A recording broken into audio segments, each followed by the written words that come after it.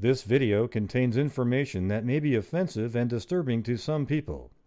If you are a viewer and are triggered or shocked by images and need a warning prior to every clip or story being discussed, then please unsubscribe from my channel immediately.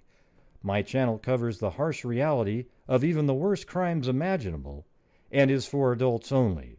For those of you who fit into this category, take this message as your warning and don't watch any further.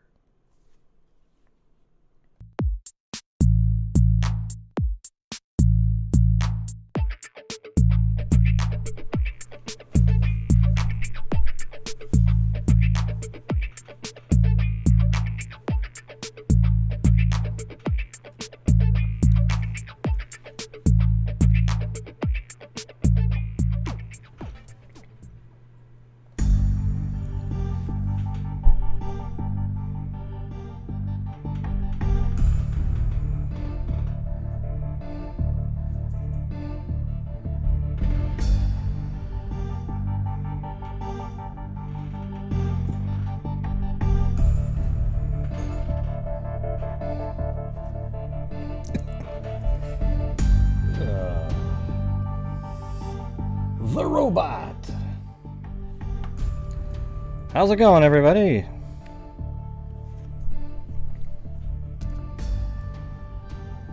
How in the hell is it going? Yep, well now we're starting a new month, everybody. We kicked ass and our channel donated, what was it? $1,500 last month. And now we will be moving for the next month. So we're at $5,700 for the year. Texas Equisearch $1,100 so far. Kyron Horman Foundation $1,400. DNA Doe Project $1,500. National Center for Missing and Exploited Children $300. First Responders Children's Fund $1,000. And the Innocence Project $400.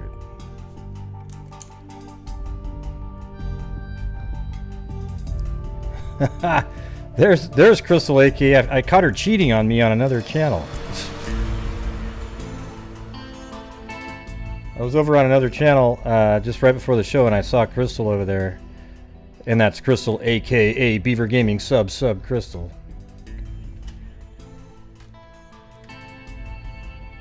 Before I heard all the warning. What was the warning? Thanks, Crystal. AKA Beaver Gaming sub Crystal.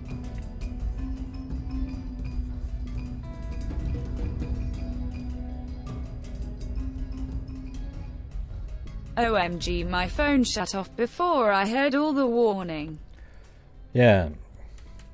Okay, so just a quick update on the George Floyd case is that the hired medical examiner, the hired gun, you know, the guy that's hired to come up with something that matches what the, you know, the family's looking to see, Michael Baden, he came up with that, you know, asphyxia and all this, you know, compression of the neck, and that caused the death, okay?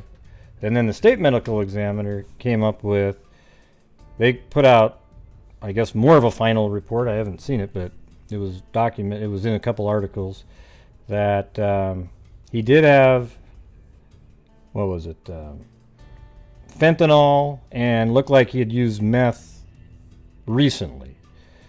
Okay, and they said he had coronary arteries, you know, artery disease, you know, heart problems. And the thing is the Baden report said he was completely healthy. So somebody's not telling the truth. And I really don't want to, I don't even want to, it's just going to be an absolute shit show, everybody. The truth is this. It doesn't even, the thing that matters a little bit is if the knee caused the death, that would be second degree, and you could even argue first degree murder. If the knee didn't cause the death, then it's still a serious charge, like murder 3, how they have it there, where, you know, he had a total willful disregard for life. 3 minutes after there was no pulse, he still kept that knee there. I'm sure it made it harder for him to breathe. if he had heart issues. The knee, either way, both of them both medical examiners deemed that the knee on the neck and the other people's weight on his body caused the death. Okay, now a healthy person might not have might have been able to deal with it and lived, but that's really not what it's all about. At the very end, he said that he couldn't breathe. He said it over and over again. They didn't do a damn thing about it, and that's it. I mean, either way, it's a felony and a murder charge, or something lesser, but a lot of years in prison. Okay, so that's how it goes, and I don't want to keep harping over that. It's crazy, and it's weird because here's the reality of it. If the state medical examiner had come back and said something totally different, the population, let's see, the people, everybody out there that wants to see this be a murder, really, oh my God, it's a murder. It is probably a murder, but a worse version of it. They're going to believe Baden no matter what because it supports what they believe. Thankfully, they have some agreement where it's just sort of, if it wasn't, though, it would have been a total nightmare. Okay, so that's where we're at. Thankfully, they agree that it's a homicide, which means all homicide means is that another human caused the death of another human. Okay, now what level that is, that'll be determined in court. But I'm glad that they somewhat agree. But the thing is, the problem with Baden, and people always hire him every time when they think, oh, that's something suspicious. And voila! His interpretation always supports the client. Okay? I mean, very rarely does he not agree with a client. Okay? Only when it's impossible. Whenever it's a case where it's subjective, where you can kind of, because there's really no evidence in terms of, it's just all from the video. Okay, so he's looking at the video and he says that the weight is what made it so he couldn't breathe, and therefore, okay, there's no medical information telling him that. Okay, so of course at that point he can just speculate and come up with whatever fits the narrative. Thankfully, the state medical examiner agrees to some degree, and they're just kind of splitting hairs at this point. Okay, so I'm rarely going to be talking about this case unless there's some major thing. It's really obvious what happens. It's not like the video is clear to see. You had two guys holding him down with weight on him, and then the one officer had a knee on the neck, and it was probably difficult to breathe for him. And then if he had a cardiac event at the same time, it would have been absolutely catastrophic. And then when his pulse stopped, he still had the knee on his neck for 3 minutes after that. Okay, they didn't do a damn thing to help the guy. So that's where it comes down to for me, and I really don't care what sentence any of them get. I'm not going to go, oh my God, he got this or he got that. Okay, they're going to get prison time unless they get a good attorney, and then they play the medical angle and the heart problems and work it in and say, well, look at your training talked about how you could, see, that's the sucky part, but there shouldn't be any rioting if it goes to trial and it's no charges. There's been cases all out there of all different races where the police officers were acquitted, and it sucks because some of them were obvious that they just killed somebody. And that's just how it is. It sucks. I don't know why it's like that. Maybe that's what we need to change a little bit. There shouldn't be little extra something that the police get when they do wrong. So there you go. All right, so that's it for that. And then also, you guys were mentioning in the chat earlier the guy named Tyson Draper. Well, before we get to that, hold on a second. Here, I made the mug that says months on it, okay? Do you guys want to see that or what? Yeah, there's been a few deaths because of the riots. A couple of an officer and well, one person was critically injured. I don't know. A lot of people just beat the shit out of. All right, so here we go. I'm going to show you guys the. Here it is. Months. And then you got January, February, March, April, May, June, July, August, September, October, November, December. Gray Hughes Investigates down there. And each one of these serial killers represents a month. It's also a t-shirt. Okay? Well, it took me a few hours to make it. It wasn't like it was just quick, you know. So there you go. Yes, you too can share your favorite serial killers with your family and friends. Yes, just buy this mug and send it. There's different colors too. You got pink in there. The blue one's pretty cool. Yeah, some of these. You know, it's weird when they do these. It looks just like this. They just they color the, around, and then the handle's still white, so it looks just like what you're seeing there. Then the back says, "Be safe out there." All right? Yeah, you definitely need to be safe out there when you've got some serial killers on the front, okay? Yeah. And you guys can, when you get it, you can look up who the people are. Some of them I actually covered on Mendenhall right here. I covered just randomly. I never even heard of the guy, you know?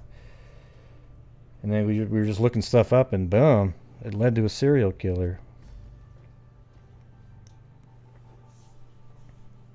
Okay, so I don't know if I type in months, does it work? Yeah, I think a message pops up every once in a while from Streamlabs. I'm not really sure if it's working or. Let me see. Try it again. And there you go. All right, so I know it's not as cool as the Skippy mug, but it's pretty cool anyway. Yeah, so I guess that's working. Okay, so now we're going to switch over to this guy named Tyson Draper. He's removed all of his videos, I guess. I guess he got a lot of threats or something. You guys have probably all seen it. You've seen the versions with the writing on it and everything. There's only one part of this that was interesting to me.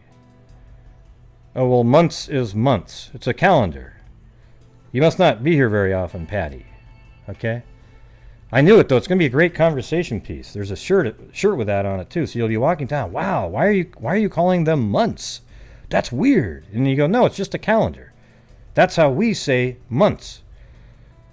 Okay, nobody ever says months with a TH sound at the end, right? So it's phonetically spelling months, and then we have the January, February, March, like that.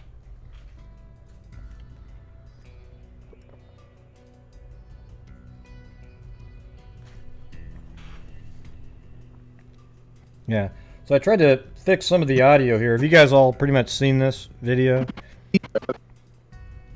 He gave me permission. I texted him because he gave his number out on the video itself. Have you all seen this, or do you want me to play it, or okay? So this is Barry Morphew here, and there's only one part that made me go, well, that's interesting, and I'll let you know what part that is when we get there. My name's Tyson Draper. I'm from Arizona. I tried to fix the audio and get rid of the stream sound, so it's a little muffledy sounding, but it's a lot better than the normal sound. So what happened? Okay. Yeah, do you mind putting that in your pocket? Oh, not a problem. It says, you mind putting that in your pocket? His camera. No, it's not on, bro. It's not on. What's weird is he kept manipulating the camera throughout the video, and you sort of wonder, like, wow, it seems like Barry would have noticed that. We had a lot of media. Yeah, Moderate. And obviously this is very emotional. Oh, absolutely, bro. Private.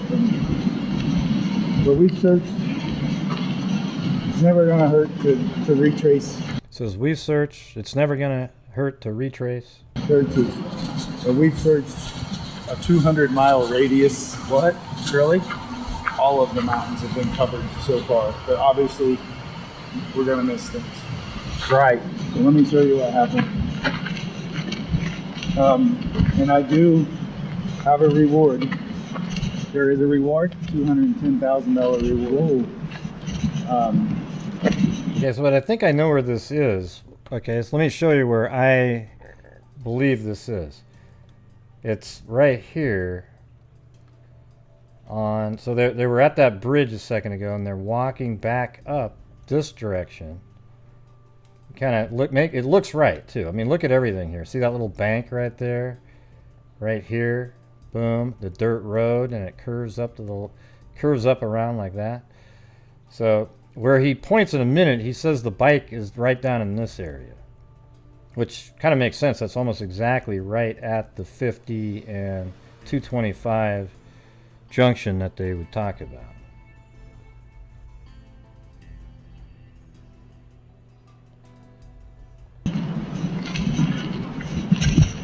The bike was found at the bottom of the hill by that tree where the peak is. Oh, really? The first night there was a mountain lion. The officer seen it walk by the car, so we thought maybe she got attacked by a lion. We thought maybe she wrecked coming down this hill, a car coming around the corner fast, and maybe was disoriented and got in the river. We've covered all of this really. What's funny is they do bring up a mountain lion. That's funny because my friend Ada said, "Hey, what if it was a mountain lion?" Good, this triangle with search and rescue. So we're pretty comfortable that she's not in this triangle between the RV park, your truck, this road, and then the next road. But what seems to have happened Sorry to hear that, Kubitschek. from the investigators, and they don't give much, and I've got private people working for me, is maybe she was abducted right here. And they found an article going west of hers. They won't tell us what it is. So they sent another team after they found the article that covered this hillside all the way down to the river pretty good. My concerns were this way and that way if it was the cat. Because the cats, they drag their prey. That's incredibly up the rare. mountain and out of people's.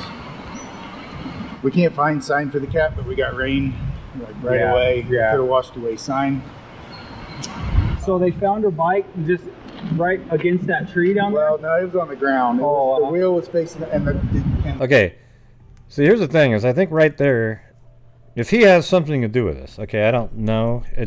This video is kind of this weird contradiction or whatever in my brain, because he seems kind of just normal. I mean, a little bit in this video where he's just talking about what he thinks happened, showing the guys stuff. But at the same time, he could have, I don't know, it's weird. But right here, let's just say he does have something to do with it, as a hypothetical, all right? Right then, he says how the tire was pointed. How in the hell would he know? Okay, because the police and everybody, the searchers, came out and found it. How would he know which way the tire was pointed? Okay, now it just seems like this whole section here is weird, almost like he's upset that they ruined what he, maybe he had set up a certain way, Just right against that tree down there? well, no, it was on the ground. The wheel was facing, and the He almost like he realized he wasn't supposed to say that, and he goes, yeah, and they messed up. A little bit like the Alex Cox moment when they asked him about, well, what was he accusing you of? And then he takes like 10 seconds, but in this case he quickly mumbled something else. So just listen to that again, watch.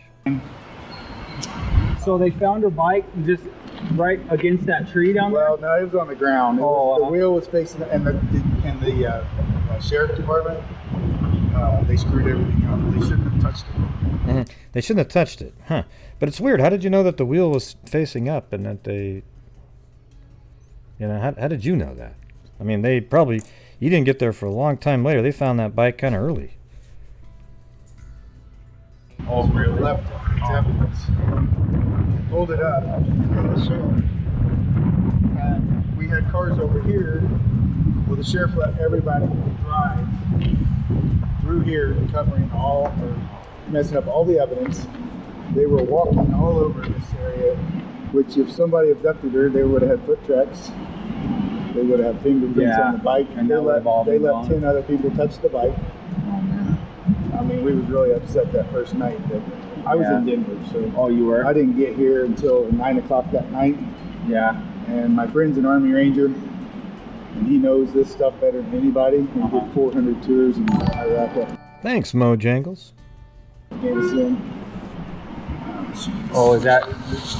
So what I would say, I'm just doing this part because it's something I wanted to play and just discuss that one part, and then I'm going to do the cases in Washington, okay?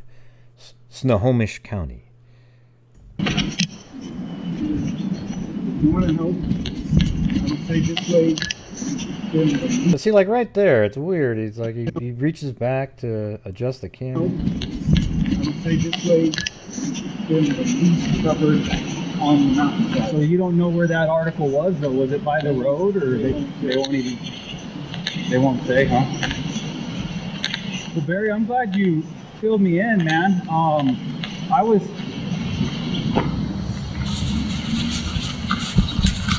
Oh, you had somebody behind you. Yeah, they wouldn't treat a bike that's sitting there, as anything other than, hey, I mean, it's not a crime scene, especially if it's standing up or something. It just, I just think it's weird that he knew that the front tire was facing a certain direction. How in the hell would he know that? Can anybody give me an answer? I was hoping I'd run into you because I can't even imagine what you're doing.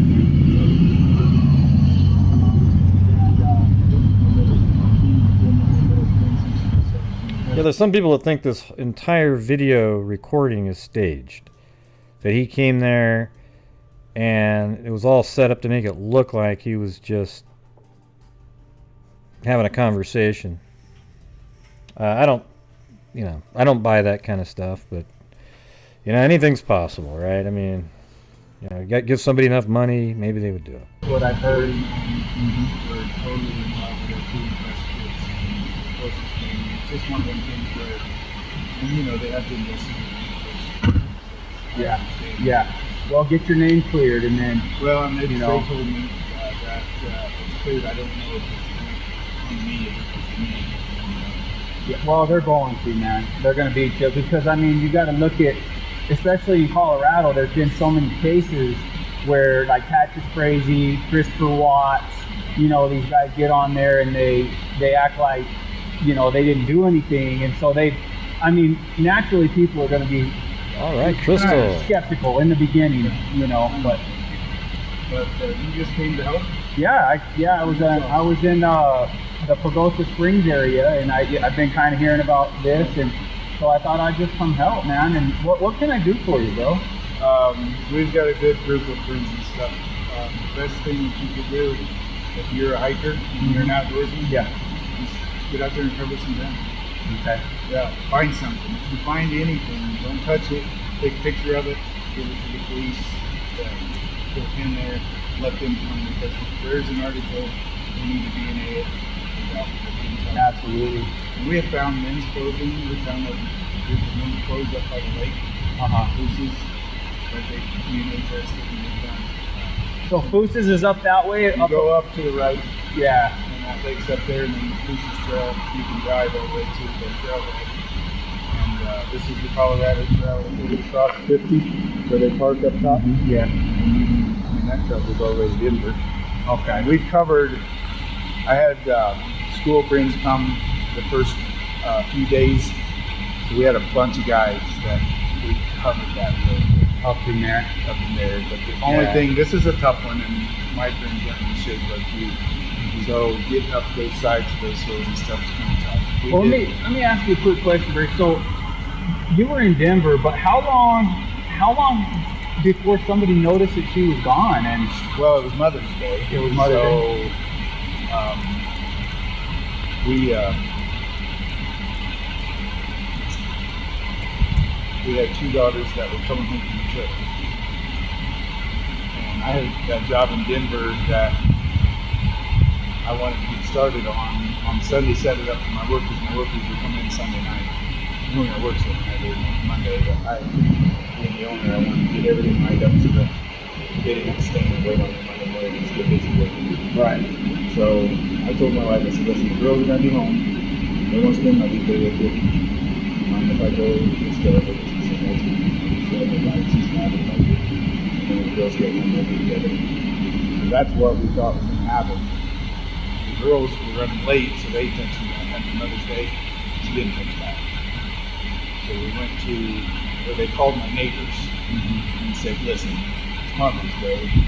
I mean, what's interesting is, like, if Barry really doesn't know that this guy's filming and he's just talking, I mean, it sort of makes him seem like he's, you know, sort of normal-ish. That's the part that's strange. He's just talking. I mean, he could just be acting and all that stuff. You know, he still says stuff that and did things that are just weird to me at this point. That's why I'm saying, even though it feels like he could have something to do with it, we just never know. That's the crazy part. And we go check the house, and the neighbor went to check the house. Saw that the car was there to the bike. She called me in Denver and said, hey, we're just a little worried. And I go, well, I am too. Why don't we just be safe? I'll report on that.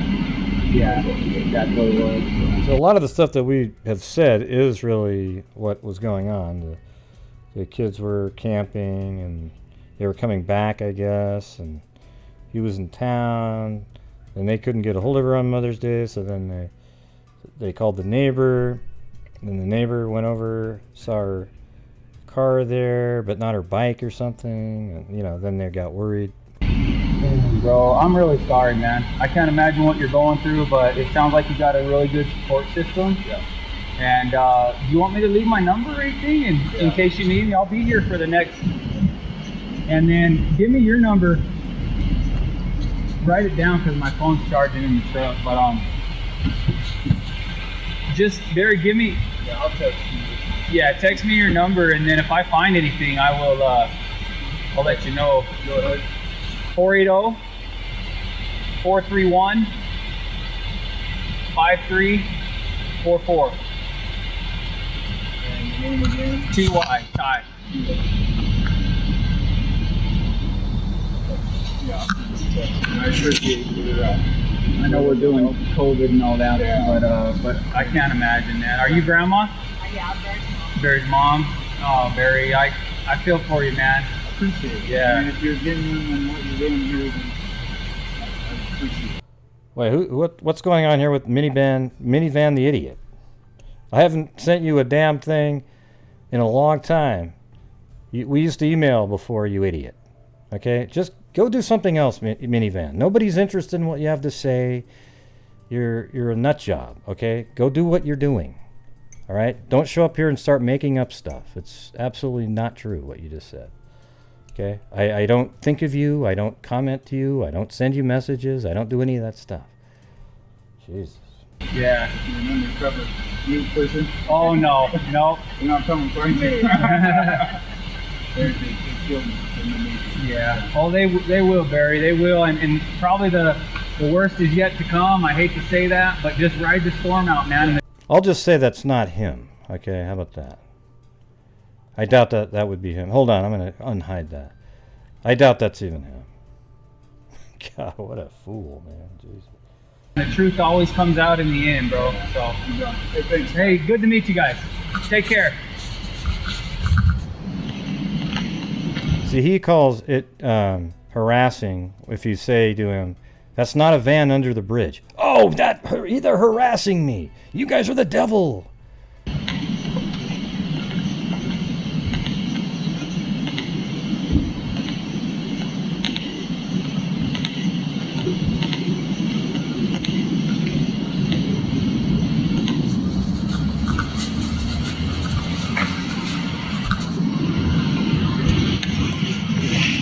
Okay, well, as you can see, ladies and gentlemen, I just had a long conversation with Barry Morphew. He told me the whole story, and I met his mom, and I hope this... See, I think where he is right there is basically, he's standing about right here, and that's the bridge behind him right there. Camera picked it up, but I got his whole story. He told me that the bike was discovered right over here. He walked me up this hill, and he made a little threat there at the end. I don't know if the camera picked it up or not, but he said, if I'm with the news media, he's gonna come after me. Wow. Stay tuned, everybody. This has gotten really creepy. Oh, man.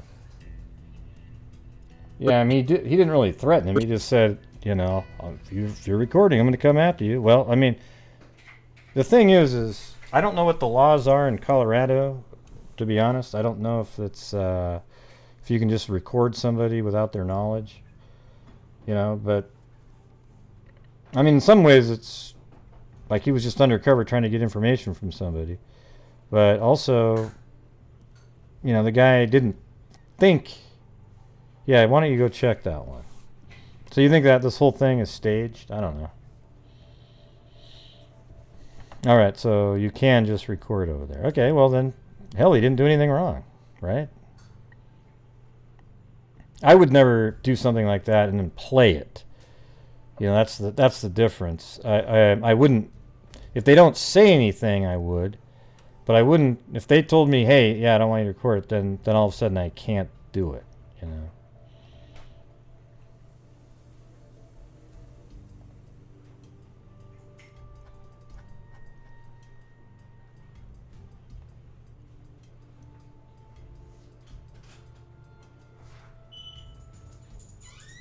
Hold on a second. Trying to figure something out here. Okay. Alright, we're all squared away then. I think that was probably somebody that made it look like that was his account. Or maybe that was his own account, but just rest assured, everybody, every single thing that the minibus just typed in there is not true, okay? I do not contact him. Yeah, I mean, I've shown up on a video from time to time and said, hey, that's not accurate. Yeah, well, that's not true, you know, so, but I think that's legitimate, you know. I don't sit there and send him harassing anything. He's the one that makes, well, it's just the user that was on here, Christina Kubicek. You'd have to go up and see it, but yeah, it's really strange stuff that he puts on his channel. Deranged stuff. Like, you look at it and go, wow. You know. But that's okay. To each his own, right? I'm not sure why he's over here. He should be doing his Delphi, mocking Delphi videos that he does daily. I cover Delphi when there's, if it's been a while or something comes up in it. Right, because he's been removed. His comments are all gone. Only moderators at one point could see them.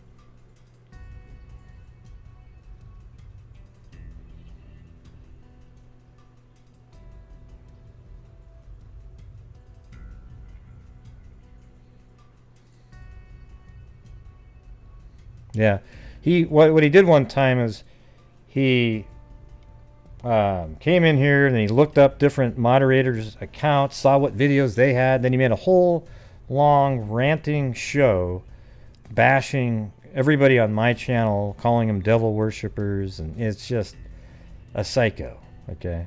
Crazy stuff.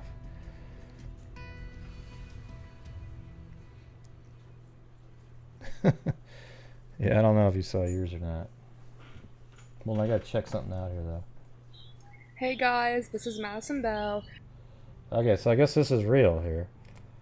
Yeah, so somebody's been pasting on Great Hughes Investigates, the Madison Bell. This just came in, so I figured I'd play it. Hey guys, this is Madison Bell. I just want to say thank you so much for following me through my journey. I appreciate all the support. My Facebook keeps getting disabled, so that's why it keeps getting taken down. I don't know what's happening, but I appreciate everyone who has donated and has supported me through everything. Weird. And then I guess these are some pictures. It's kind of weird to see pictures with the guy even wearing the same damn shirt that he had on, right? But it's cool, you know. Glad, just, you know, let her do whatever else she's doing. But I just thought it interesting to have these shots to see now. I didn't have these before, so just saw those on Great Hughes Investigates Facebook. Cool, huh? Yeah, that really was her. Yeah.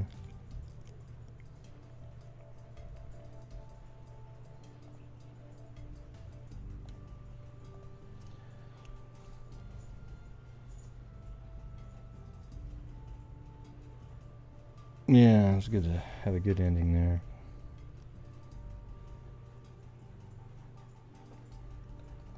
Okay, so I'm going to start the Snohomish County cold cases. There's actually a website out there that was pretty interesting. This one right here. It's got playing cards for all these people. So I just started going through some of them. I might have to go get some more at some point. But I was just going to do 5 or 6 of them. And there isn't as much coverage as I like. I actually... Well, what's weird is I think the problem is the Seattle Times has its own private newspaper archiving system. So they're not part of newspapers.com or anything like that.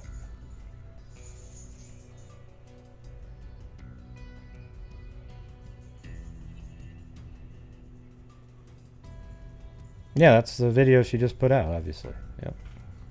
I mean, it's got to be recent, right? She just was found. I mean, just like a week ago.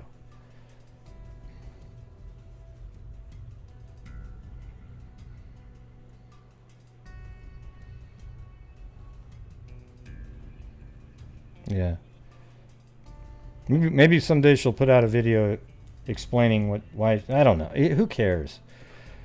You know, I mean, the thing is it just turned into this really big story. You know, if there was a note, if there really was a note left and the police had got it, there wouldn't have been anything on the news. They just would have assumed she ran away. Okay, so it's not like the reason it became big is it just did.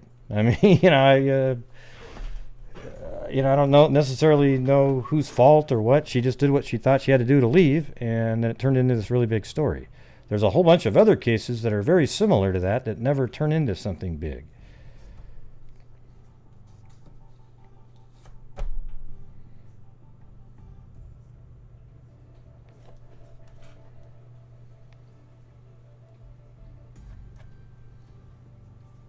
Yeah.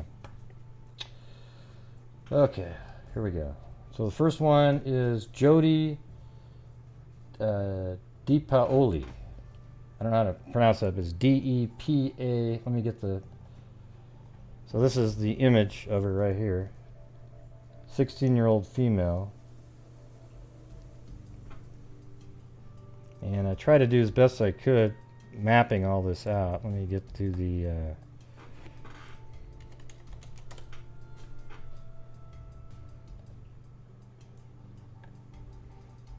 Yeah, there we go.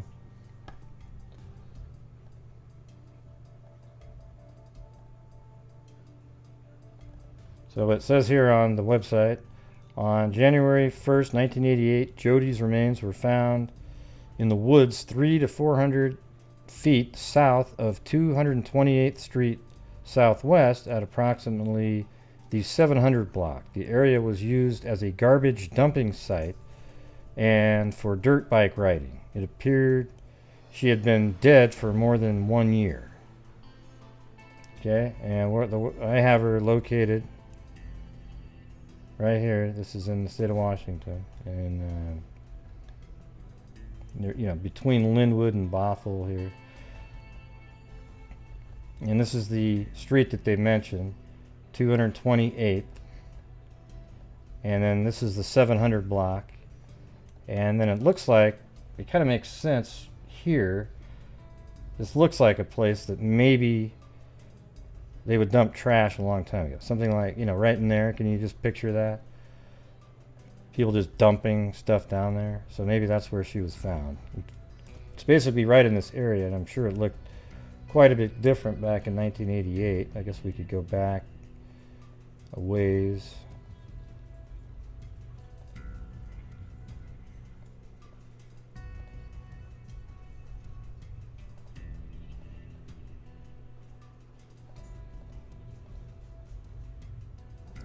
Ah, God, of course. 1990, there's a cloud right over it. Yeah. But that would have been just 2 years later.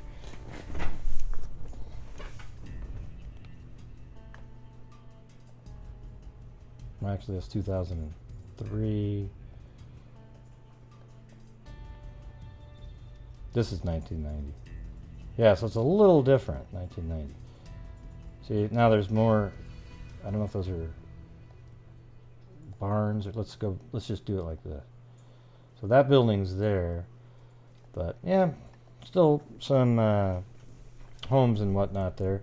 But there's this whole wooded area back here, so it could have been just. I mean, it makes sense to drive down this road and then dump her off to the side, than to have put her, dragged her through the yards and so forth and put her there. Okay.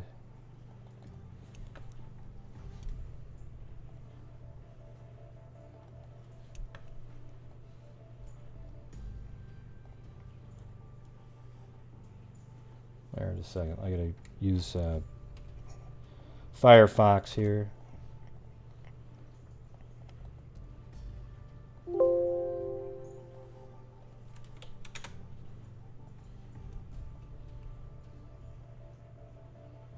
Yeah, and don't forget, we're starting to raise funds for the end of the month's donations.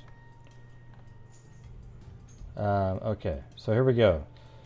Police are still hunting for the killer. This is an article from 2009. That's basically the only article I could find on this case.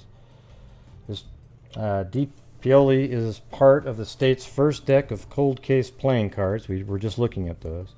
Snohomish County Sheriff's detectives created the cards last year in hopes of soliciting new leads in dozens of unsolved homicides and missing persons cases dating back to the 1970s.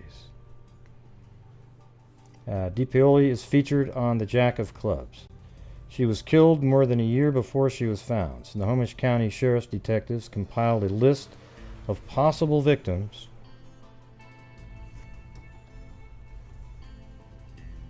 Let's see.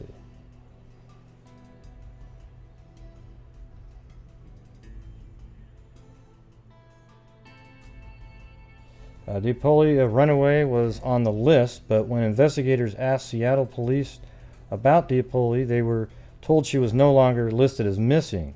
Sheriff Detective Jim Scharf said, "We don't know if her name was removed from the system or if she'd run away, then was located and then ran away again, but wasn't reported. There are a lot of possibilities why she fell through the cracks. Her family hadn't given up finding DePaoli. Her cousin called the Green River Task Force in 2003 asking if DePaoli was among serial killer Gary Ridgway's unidentified victims. New technology, hey, thanks Jessica Schubach. New technology allowed investigators to compare DNA samples. Oh, well, thank you, Sarah Brown, Jessica Schubach, Nan Sullivan, and Renee. These Washington State cases. Thanks for going over them. Yeah, Grinning face with big eyes. Grinning face with big eyes, huh? Like how big? Were they just...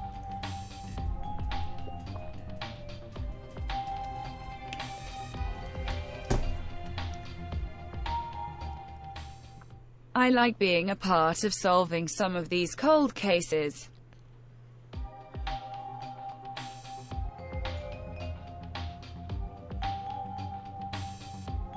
Thanks, Renee Folk. Yeah, the other ones have a lot more than this one has for some reason. This one had absolutely no information. But I think it's mainly because the newspaper isn't archived on any of the main sites. You have to pay Seattle Times. I guess it's sort of smart on their end, but it kind of sucks for people that use the archive databases. Thanks, Nan Sullivan. Okay. Oh, well, there's Sarah Beth Colagrass. Yeah, you guys are very kind. Thanks. Got to get the month started. I don't like to bring it up very often, but it's like some nights it's... I say it because now I'm so used to being able to donate a lot, I feel weird at the end of the month not being able to. So...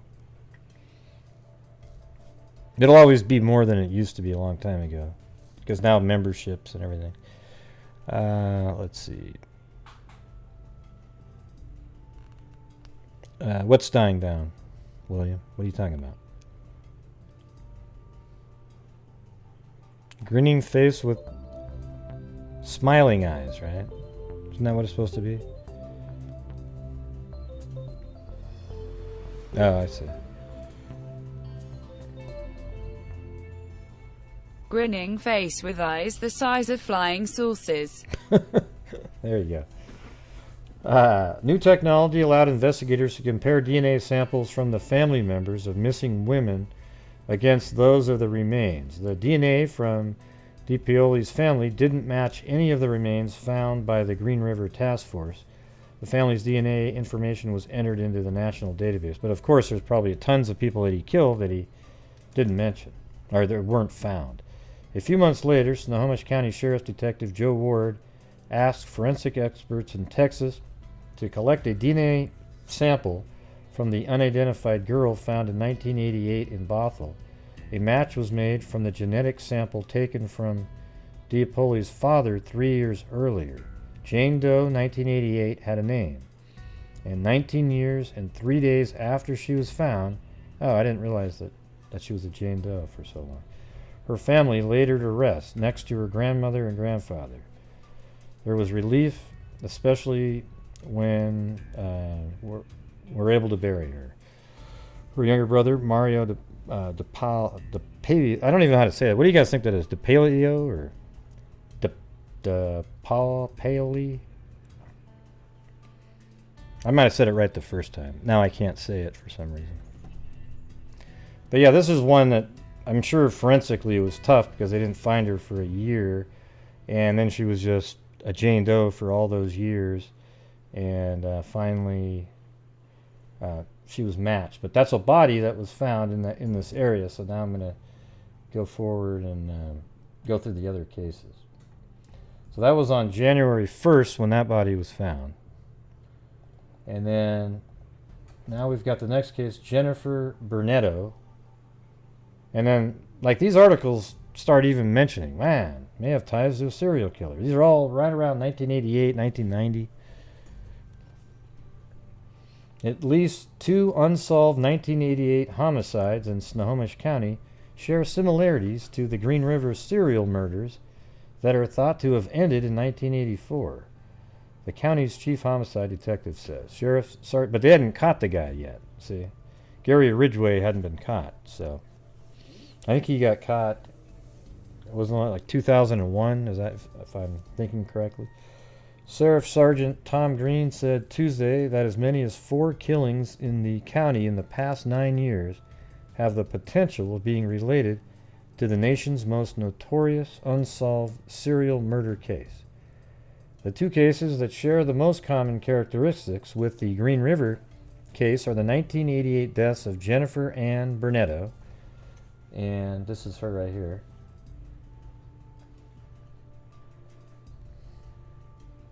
And what it says about her is the victim was found a short distance north of milepost 8.2 off the Index Galena Road. She was last seen alive shortly after her release from the Pierce County Jail. All right, so she was, I don't know if she was a prostitute. Maybe this will explain it better here. The two cases that share the most common characteristics with the Green River case are the 1988 deaths of Jennifer Ann Burnetto, 32, and Robin Maria Kenworthy, 20. Other similar killings include the 1983 murder of an Everett teen whose body was found near Granite Falls, and the 1985 death of a Pasco woman's body was found near Index. So there's a lot of bodies found right around this specific area. It's weird. Green said there are fewer elements of those cases that are similar. The Green River killer is blamed for the deaths and disappearances of 49 women, most of them linked to prostitution and drug use. From 1982 to 1984, 4 victims were found in Oregon, but the killer operated primarily in the Puget Sound area of King and northern Pierce counties. Snohomish County is just north of King County.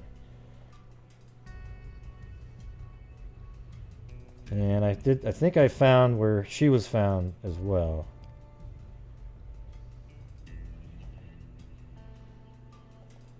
No, let me start here. This is the jail that she was in. And that was the last time anybody saw her. She was in this jail right here. And let's see, that's in Tacoma. And then her body was found way up this road here. And right about here. And I'm assuming, I hope I'm right here, but the mile markers start right from probably this highway here, right? And then it would be 1, 2, 3, 4, you know, like that, because there's no street view on there. So I made this exactly 8.1 miles long and then put a pin right there, and that looks as good as any other place for dumping a body right there, I would think. What do you think? Is that right? I think that's how they would do it. It'd be 8 miles from Highway 2, right?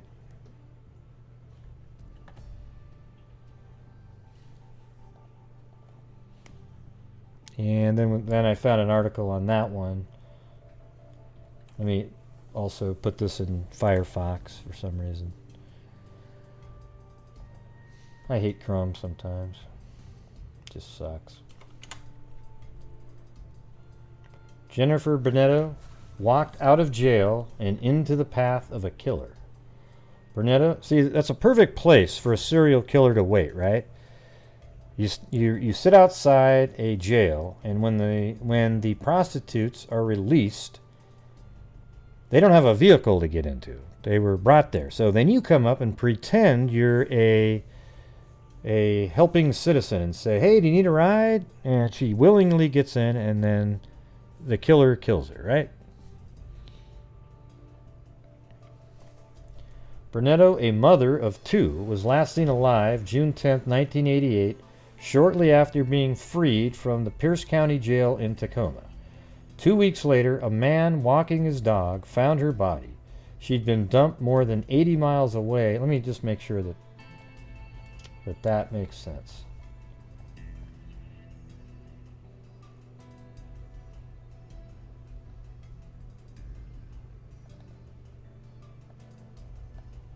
All right, where's the jail?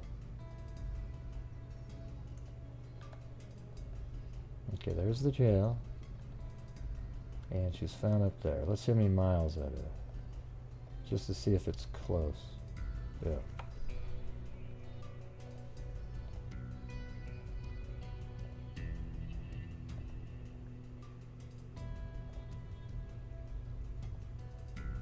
Okay, it's 63 as the crow flies, and I guarantee it that's about 80 driving. There's no way that's not. So, okay, great. I think that's the right spot then.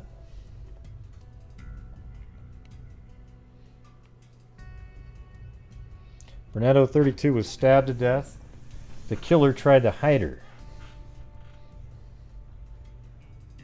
She was left near a remote logging road east of Index. Her naked body was partially buried by rocks and dirt. For more than 20 years, the killer had never been caught. Snohomish County Sheriff's detectives included Burnetto's slaying in the state's first deck of cold case playing cards. She is featured on the 9 of spades. The cards have been handed out in prisons and jails around Washington. Inmates are offered a reward for providing information that leads to an arrest in the county's dozens of unsolved homicides and missing persons cases.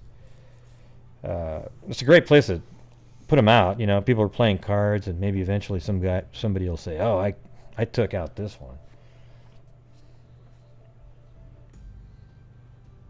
Thanks, Zozo.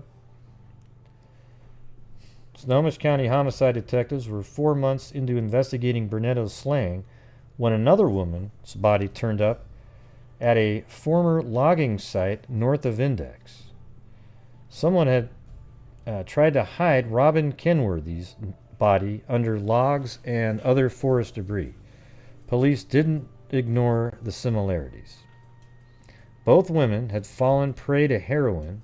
Both took to the streets to feed their addictions. Both were dumped in remote locations miles from where they were last seen alive. There were differences too, but detectives explored the possibilities that the women were killed by the same person, including the Green River Killer.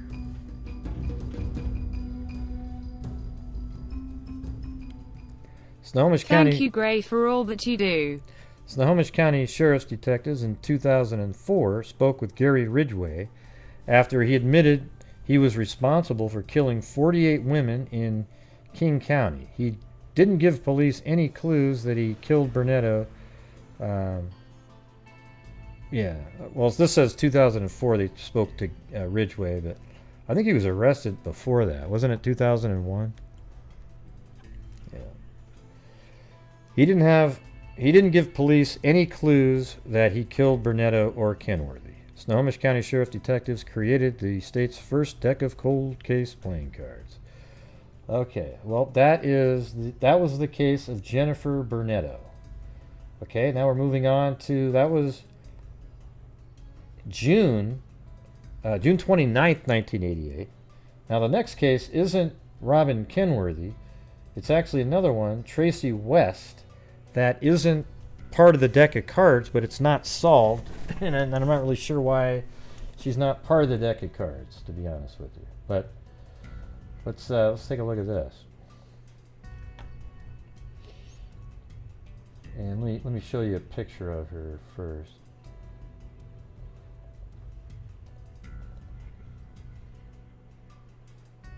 That's her right there. That image.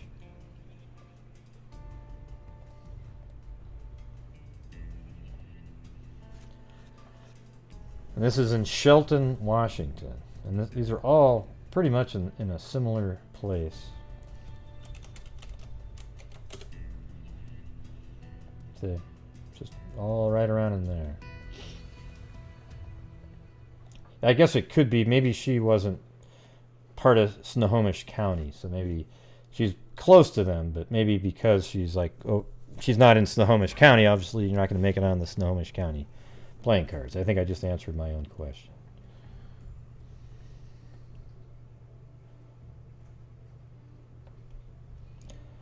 So the search for 17-year-old Shelton area girl who disappeared Thursday on her way to work, and I think I figured this all out. It took me forever, but I think I did.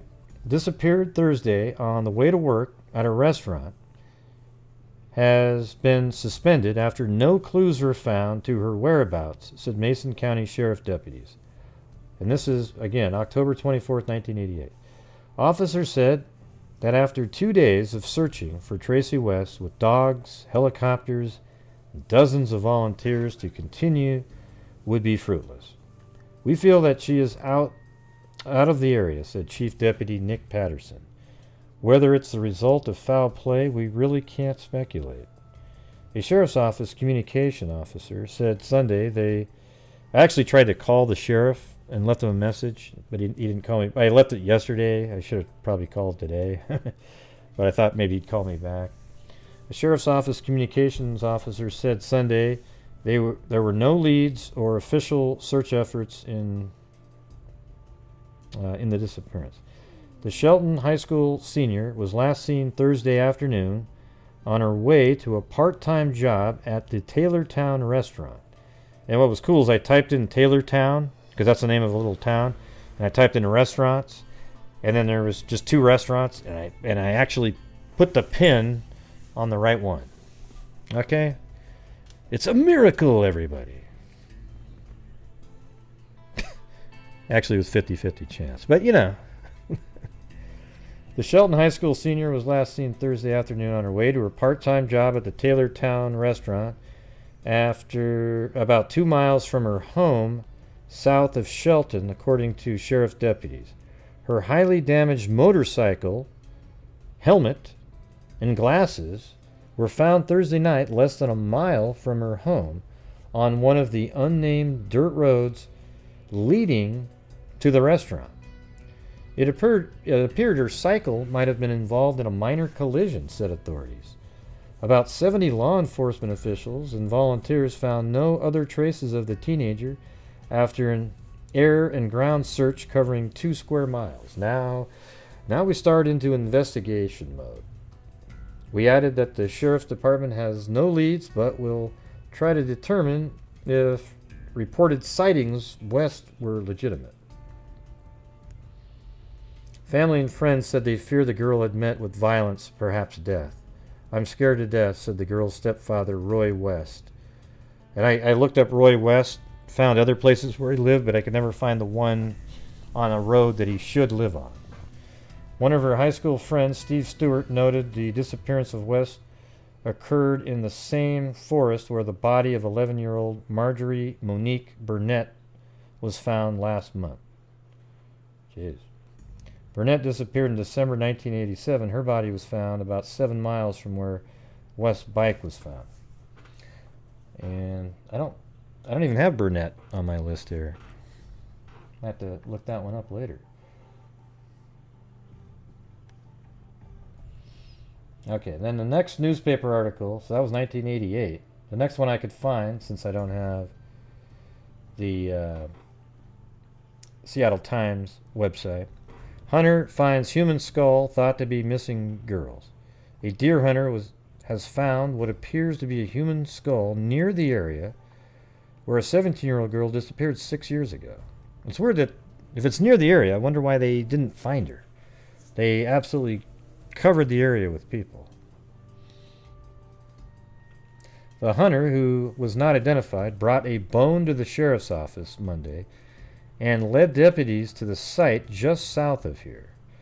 Yesterday was the first clue that we had to the possibility of her whereabouts.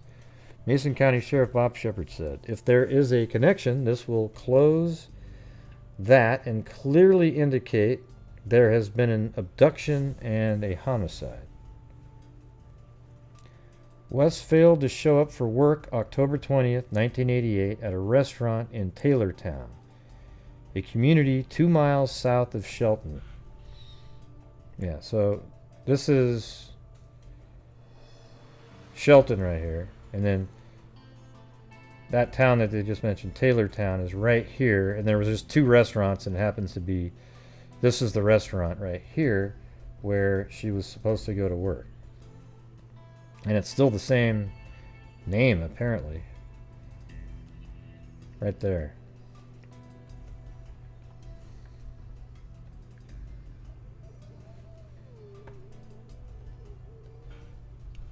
Is that my stomach? The skull was found about a half mile away. Let's see. Her glasses and motorbike she was riding to work were found a short distance from the restaurant. The skull was found about a half mile away. And does that mean a half mile away from where the bike was found, or a half mile away from the work? Hard to say based on that.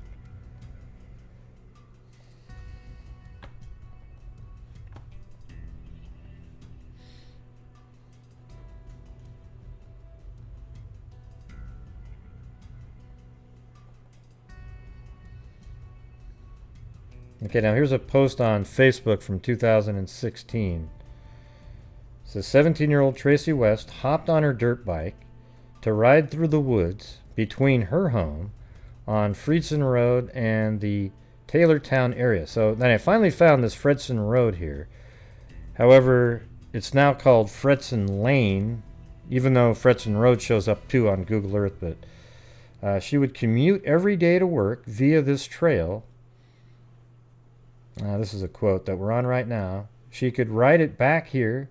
She wasn't required to have a driver's license, and essentially ride this all the way across the highway to the restaurant, said Detective Jeff Rhodes. He's the guy that I tried to get a hold of, with the Mason County Sheriff's Office.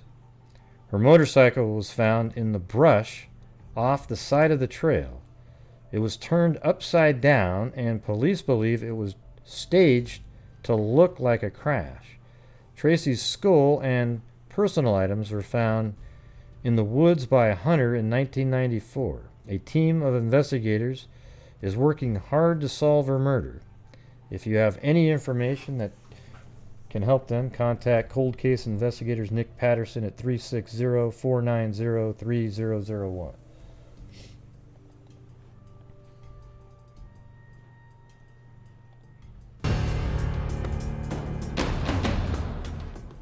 Now to Mason County, where the murder of a teen girl shook the town of Shelton almost 30 years ago.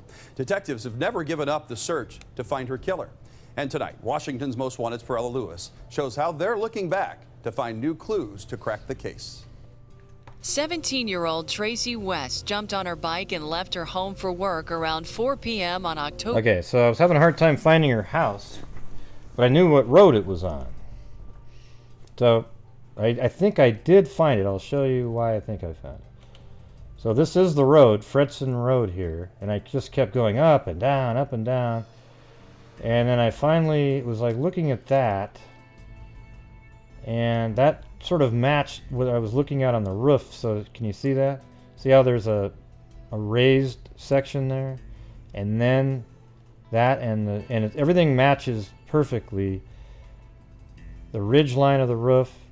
And then this is lower than that section, and there's no street view there, unfortunately. That's the problem. But here's why I really believe it. If you go back on Google Earth here, if you notice there's this white thing there, but you don't see anything like that on this.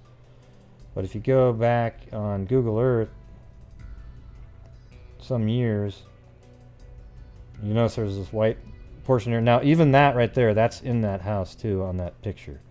See how it drops down on the other side? So look back there, you can kind of see it back here. If I maybe make that bigger. Can you see how there's another little jog in the right there? That means it drops down again. So there's 3 different segments, all different heights. So I think that October 20th, 1980. This white thing, though, I think is a carport or something they built later, because watch this. You go through back in time, it's there, 2011, it's there. So remember, this is 1988. Now it's not there anymore. Even though it's hard to make out anything on those pictures. That one you can see that that's not there, and I think that shot was taken, this is 2006, from about right over here. You can see this tree just off to the right of the camera, and then this tree to the left of the camera. See, just right there, there's that one tree, and then there's this bigger tree over there. So I'm 100%, I think that's it. Her residence is not too far from where we are right now. It was only a 10-minute ride. She would commute every day to work via this trail that we're on right now on her motorcycle. I said that it was a carport, yeah, that's what I said. License. She could ride the trails and essentially ride this all the way to right across the highway from the restaurant.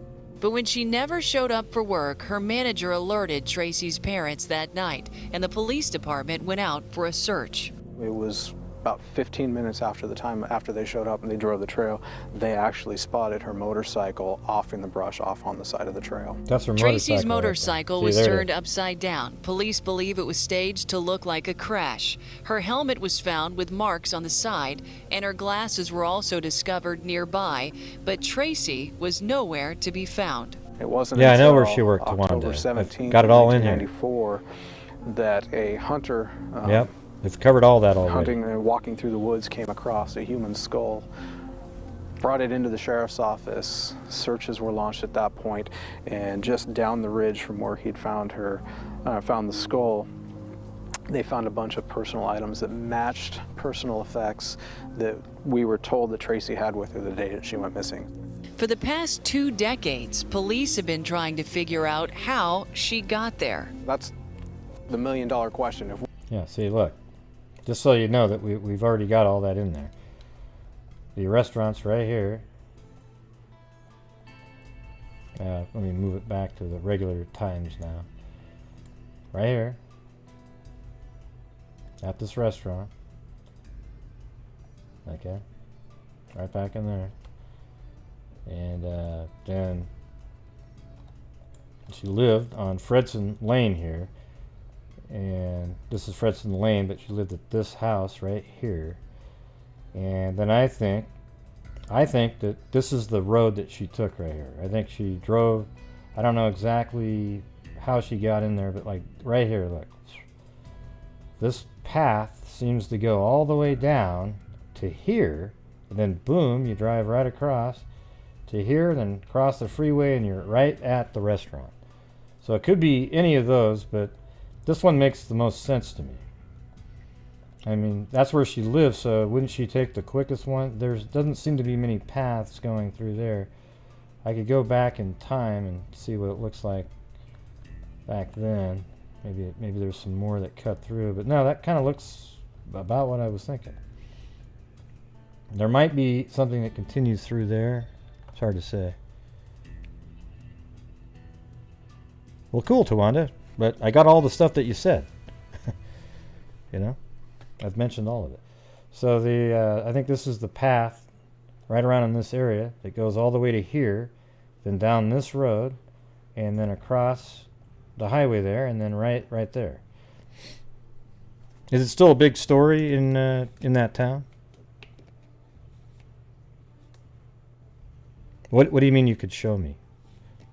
I mean, there's trails all over the place, but I'm just saying that the one that looked the best is this one right there. That looks how it looks on the video when you're watching them talk. And that's dirt, right? See that? Dirt all the way through there, about a mile from her house. So I bet you it's something like that. She lived there. Obviously, she goes in this direction because she doesn't get on the highway there because she'd need a driver's license. So I'm thinking that it's right in this, down this path right there. Then it comes out, or whatever this is, like some kind of a sand quarry, whatever the hell it is. Comes out here, gets on to this road, and then she drives right here across the freeway and goes to work. Doesn't that make sense? I don't know. These other paths don't continue, even on the old 1990 shots. Now, you know, that there is something there, but it doesn't look like, you know, I guess she could have went there, but then there's nowhere to go there. The only one that continued on, like I was saying, is this one right there. Is that the right one, do you think, Tawanda?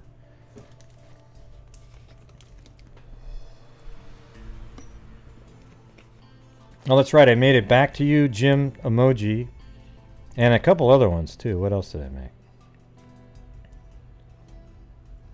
Back to you, Jim. Oh yeah, and then I made the. God, what was the other one I made? Shoot. Heck, I can't remember. Back to you, Jim.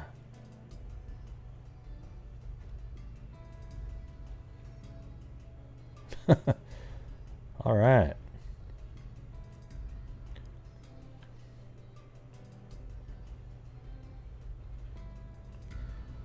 Yeah. I wonder why they think I mean, isn't it possible that she crashed? They must have other information, but that she crashed her vehicle, got a severe concussion, and then sort of stumbled around into the woods and got lost, and then died out there.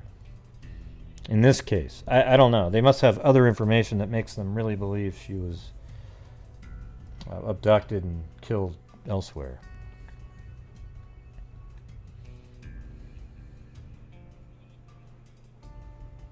Are you still there, Tawanda? Is that the path, you think, that I've got it on there? It seems to be the only one that leads to this road that you could then cross. Yeah, but they're just saying that they think the bike was placed. That's the thing. There must be a reason they think that, though. And man, it was found. The bike was found right away.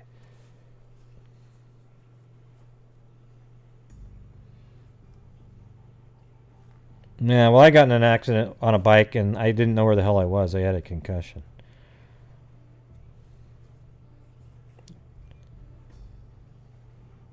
Okay. Do you think that's the path that I've got it, though, Tawanda? The biking path? Like right through there, and then boom. Because I don't see any other trails that lead back. Anyways, I'll get back to the article here. I'll rewind it a little bit. 1988, then disappeared. Her residence is not too far from where we are right now. It was only a Cool. 10-minute ride. She would commute every Took me day forever to to figure work all that out. via this trail that we're on right now on her motorcycle. She could ride it back here. She wasn't required to have a driver's license. She could ride the trails and essentially ride this all the way to right across the highway from the restaurant. But when she never showed up for work, her manager alerted Tracy's parents that night, and the police department went out for a search. It was about 15 minutes after the time after they showed up and they drove the trail, they actually spotted her motorcycle off in the brush, off on the side of the trail. Tracy's motorcycle was turned upside down. Police believe it was staged to look like a crash. Her helmet was found with marks on the side, and her glasses were also discovered nearby, but Tracy was nowhere to be found. It wasn't until October 17th of 1994 that a hunter hunting and walking through the woods came across a human skull, brought it into the sheriff's office. Searches were launched at that point, and just down the ridge from where he'd found her, found the skull, they found a bunch of personal items that matched personal effects that we were told that Tracy had with her the day that she went missing. For the past 2 decades, police have been trying to figure out how she got Thanks, there. Jessica Schubach. The million-dollar question. If we answer that question, I think we get a lot closer. Police believe she was abducted on this trail, but because it was a busy area at the time, that brings challenges to the investigation. It's not uncommon at all to be driving any of these roads and encounter vehicles at some point on them. Brush pickers, mushroom pickers, hunters, or could have been somebody back here if she was this was a targeted incident. This case has haunted detectives for years and has sparked a reunion of former investigators, a retired sheriff, and an administrator to review the files and ask the public for help. We've had at least one every day with people that remember and say, hey, have you looked at this? I was there, or I knew her, or something like that. Tracy's stepdad passed away years ago, and her mother moved back to Canada. Her uncle, however, lives just a few miles from where this tragedy took place.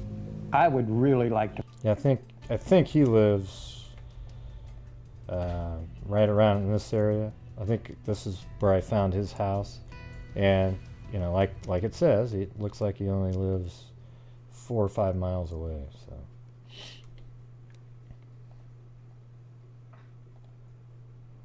To find out who did it. And maybe that would end the agony of really what took place. I drive by that road. Sometimes I drive by that house to go to a ranch. What do you mean? down What kid in a further. wheelchair? What are you talking about? And it's just devastating. He remembers Tracy as outgoing and happy, but has a warning for parents. One thing that you really got to think about as a parent is this could happen to you, and to watch your kids. And the police have a request from anyone living around here at the time. Maybe somebody who, has been sitting on a piece Maybe of she information. felt more at home in and Canada. They didn't know it, or 25 years have passed now. Maybe they're more willing to talk about things. Perella Lewis, Washington's Most Wanted. That's where she's from. The detectives are hoping to submit evidence to private labs in the near future. If you know anything about the murder... God, I hope so. When was this article? Yeah, see, this is 4 years ago. I don't know what they've got. It's going to be tough to find some DNA associated stuff.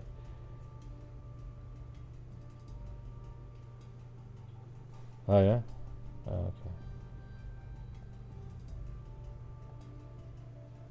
Knew her or Right something here? like that. Oh, cool. Tracy's stepdad passed away years ago, and her mother and an administrator to review the files and ask the public for help. We've had at least one every day with people that remember and say, hey, have you looked at this?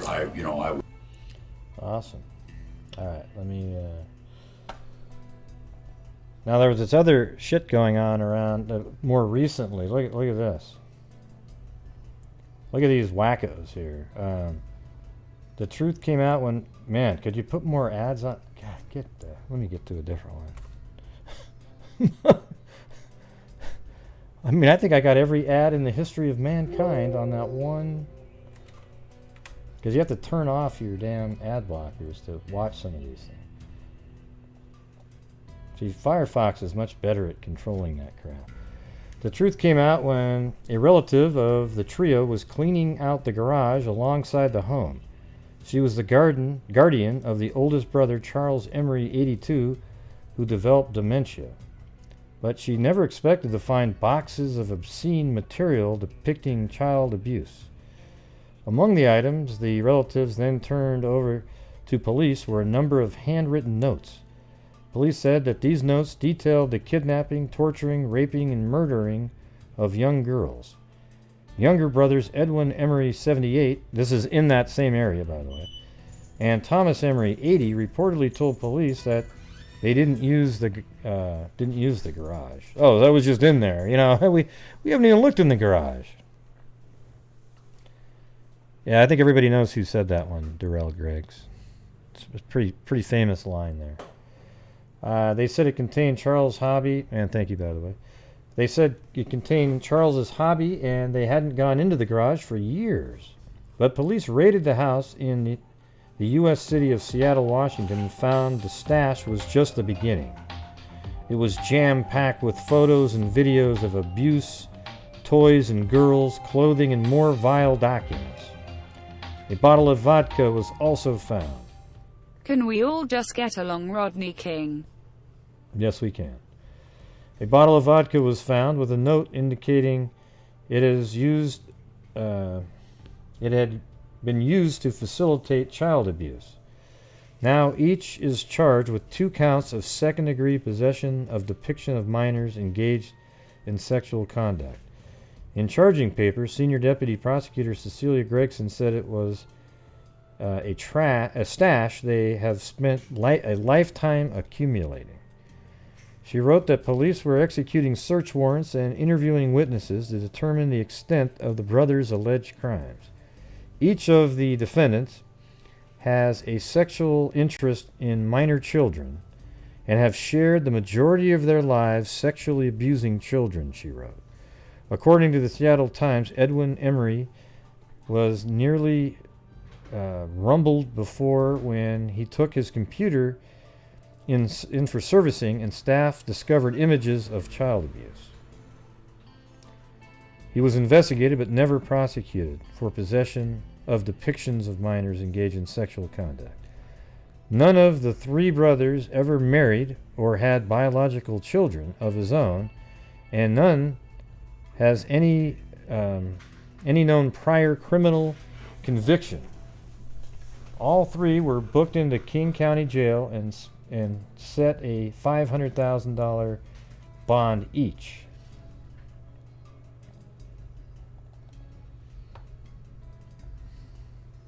Okay.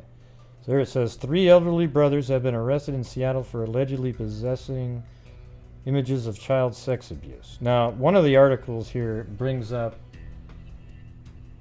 West. Let me see if it's in here. I don't know if it's in that one. No, there it is, this one right here. So here's a video. Let's watch this one. Tonight, another search for evidence. Hey, thanks, Darrell 3 Griggs. brothers accused of child exploitation. Love your channel. Keep up the great work. A vehicle recovered and more.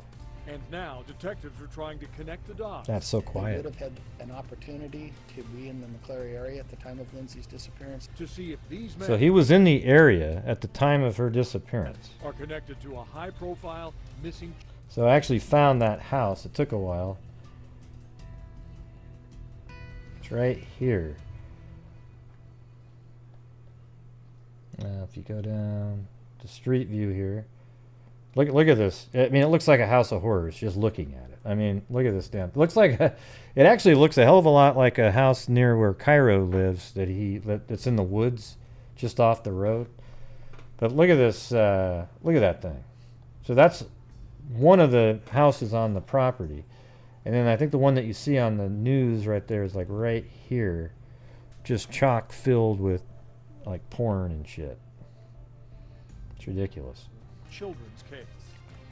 Investigators also want to know if there are more victims. Good evening, I'm Steve Rabel. I'm Monique Minglovin. Cairo 7's Graham Johnson is live in That's really Seattle's Green quiet. Lake neighborhood. And Graham, you were there as police searched that house today for the 3rd time.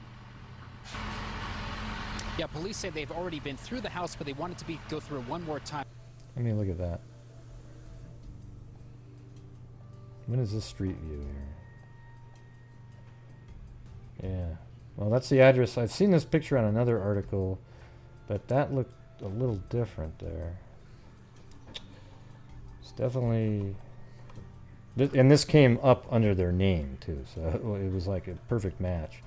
The house in the background that I'm seeing here, it doesn't look quite the same. To make sure that Maybe that's the Seattle because home. they say though. the 3 men here are hoarders, and they have collected some interesting things, including this Model A that you are seeing here right now. This is the 2nd old car we have seen pulled out of the garage here.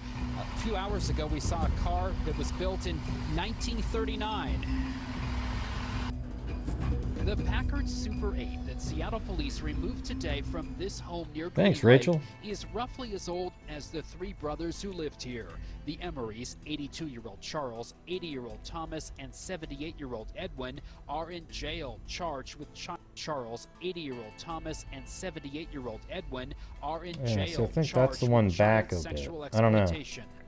A little bit horrifying just because every day there's kids playing along these streets. Today, neighbors witnessed the 3rd search of this property by Seattle police as their investigation It looks like there's more homes there. We're hearing Maybe from it's an over awful lot of here. people now. We Heck, I definitely don't want know. to hear from anybody that has any information. That's Seattle. Captain Mike Edwards told us the case that began That's a with different relatives house, finding this one. evidence of child The other one's exploitation associated, too. While cleaning this home is now leading to new tips and contacts. That's their house in Seattle that they mentioned. The one that I've got's the one that's near. With other police departments. Among the most interested, Sheriff Rick Scott of Grays Harbor County. Since 2009, he's been investigating the disappearance of 10-year-old Lindsay Baum.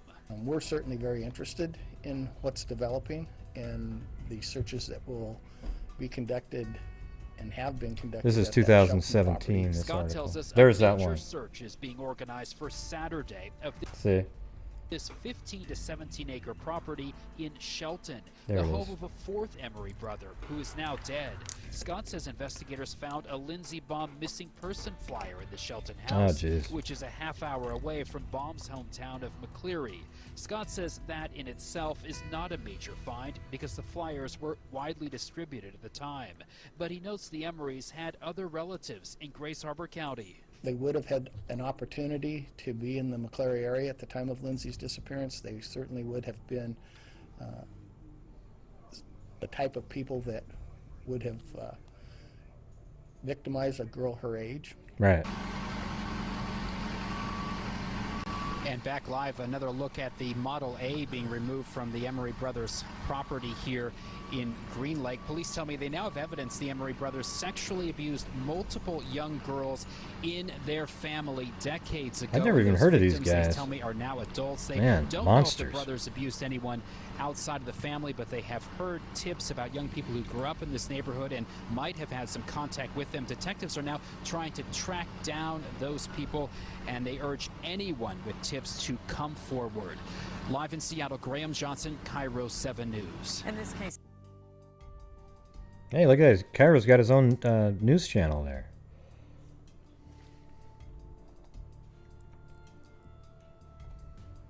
Investigation has widened regarding 3 elderly Seattle brothers accused of sex crimes against children. Detectives are now looking at them in relation to the murder of a teenage girl 3 decades ago in Shelton. Como's Keith Eldridge just had a chance to talk with that girl's family.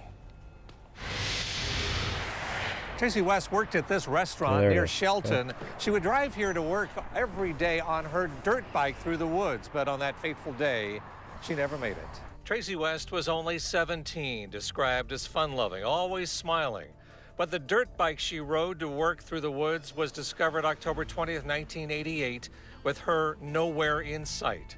Her body was discovered 6 years after she disappeared. I would like it closed. Her Uncle Tom Randall has been hoping for closure, but this latest development is disturbing.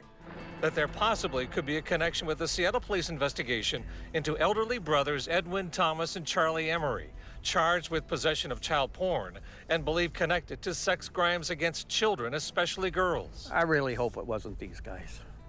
That just doesn't sound like a way to die. There's no direct link to her murder, but the brothers are connected to a home in Shelton, not far from where West disappeared. We don't know of any connection at this time, but as in any type of case like this, if any information should develop out of this, we would take that path to investigate that. It was a shock. Steve Bloomfield, a longtime patron of the restaurant where Tracy worked, remembers the case well. It's a tragedy in the community. The community was hurt by it. And of course, there's always ties to other communities around with Lindsay Baum in McClary. As we reported yesterday, the 3 brothers are now being investigated for any possible connection with her disappearance in 2009. This investigation is expanding. On Saturday, Seattle detectives are going to come down here to Shelton with cadaver dogs and go through the property at that house to see if there's any evidence, as gruesome as it may be. In Shelton, Keith Eldridge, Como News. And at this point, the brothers are charged only with possession of child pornography, but police say the literature found in their home indicates a fascination with child homicide. Yeah. I wonder if my video gets screwed up by YouTube, just the fact that we were having that topic discussed in another case. I don't know, jeez. Anyways, I always have my videos, maybe I'll set it for, I'll put that little warning thing on there. I don't know. Let me see if I can do that. I'll have to do that later, I guess.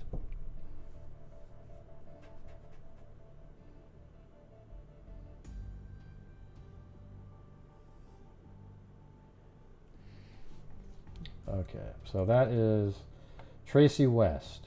Okay. And now we're moving over to Robin Kenworthy.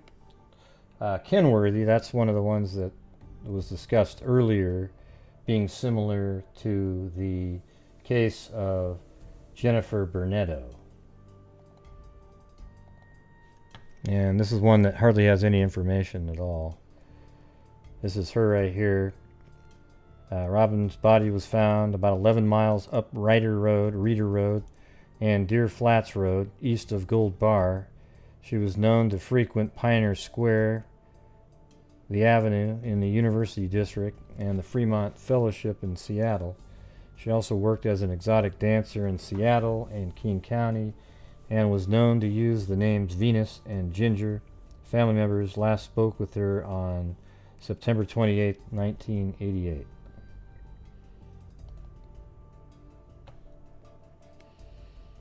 And here's her story right here. September 28, 1988, a 20-year-old Robin Kenworthy was once again trying to kick her heroin addiction. She needed to get off the Seattle streets and planned on taking a bus home from Aurora Avenue. Looking back on the conversation, Judy Kenworth said her daughter sounded tired over the phone. It was the last time they spoke. On October 22nd, Robin's body was found alongside the clear-cut stretch of Reeder Road. Let me see if I can... I think I tried to find that location, but it was tough.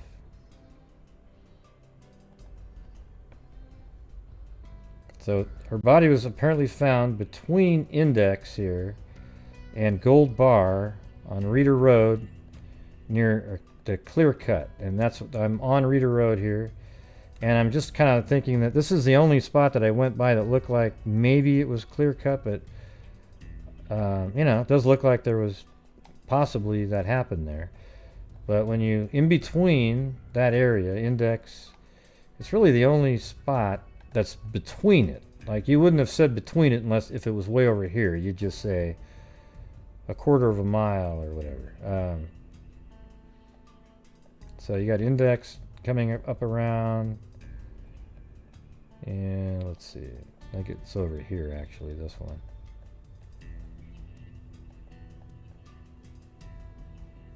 Well, this is Reeder Road. Index is over there, I meant. I mean, this is Reeder Road. So Reeder Road, and then it comes around here. So it could be a lot of these different areas, but I just kind of chose this one because it's in the middle. All right, so they didn't give you any more specific information other than between Index and Gold Bar, and that's a spot on Reeder Road that looked like maybe it was it. Could be anywhere around in here, but Reeder Road starts curling back this direction. It seems like they would see over here, Reeder Road. I don't see any other clear cuts. So you see that? That's Reeder Road driving. I mean, maybe that, but I doubt it. And then around, and then as it gets into this area here, there's this big clear cut area, and then it continues on, and then Gold Bar is over there.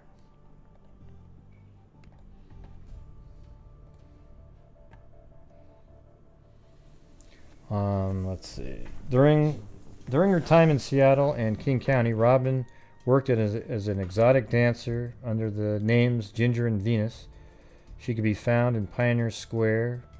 Investigators initially theorized Robin was another victim of Gary Ridgway. I mean, notice how they're almost all thinking about that. Every single one of these cases. The Green River serial killer, active in the Pacific Northwest predominantly throughout 1982 through 84. Ridgway attacked young women, particularly sex workers.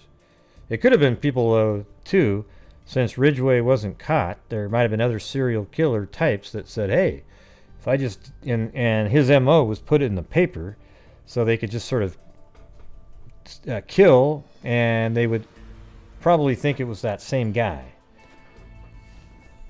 And I don't know. I'm sure there are people that do that.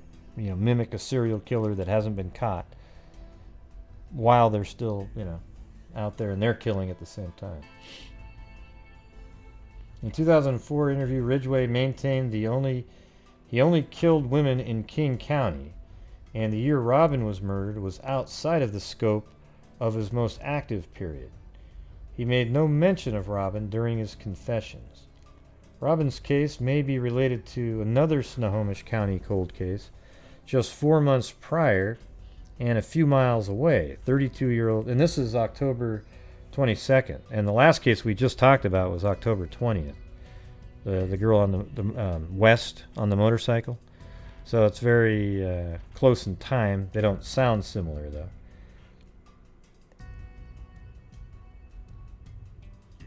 And it was related to the case of Jennifer Burnetto, whose body was found by a dog walker. Like Robin, she was nude and partially covered by forest debris. Both women were also heroin addicts.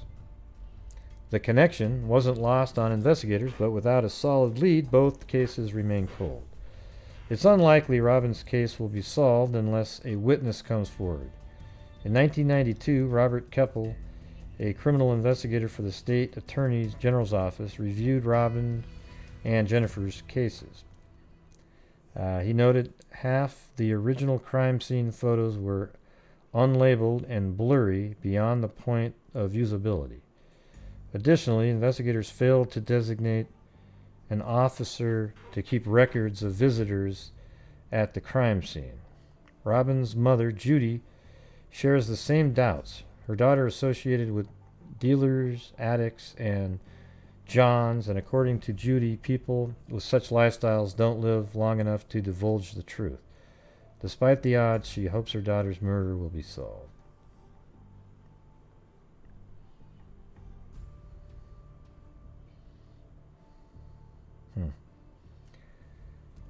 All right.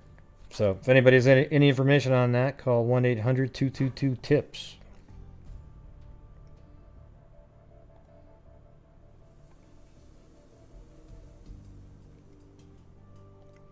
So this, oh shoot, lost it again. God.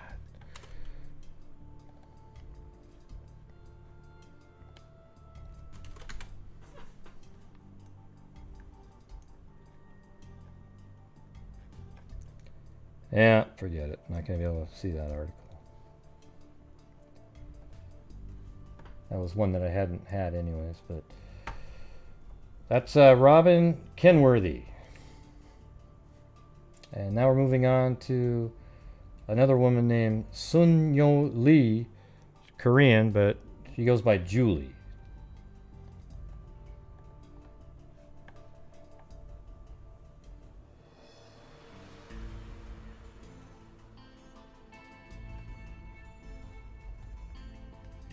Yeah, but he might have had a signature MO that he would do where he put his body. Maybe they didn't report on that. And maybe he disposed of them similarly.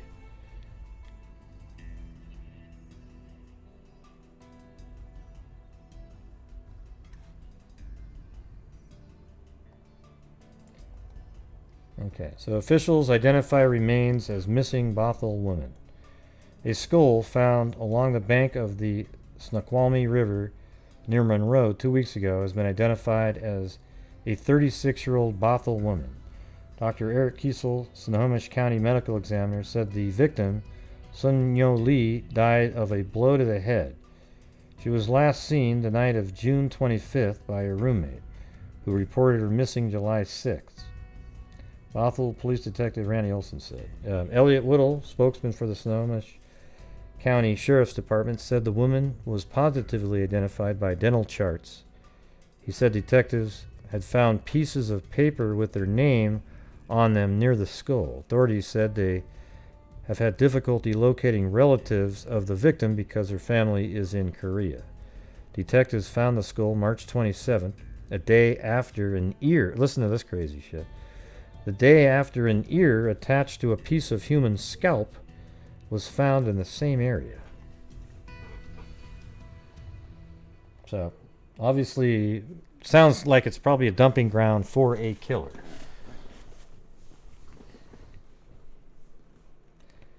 A review of 12 unsolved homicides has convinced Snohomish County investigators that their territory is being used as a dumping ground for victims killed in other areas. But detectives can't say whether the slayings are individual incidents or the work of a serial killer.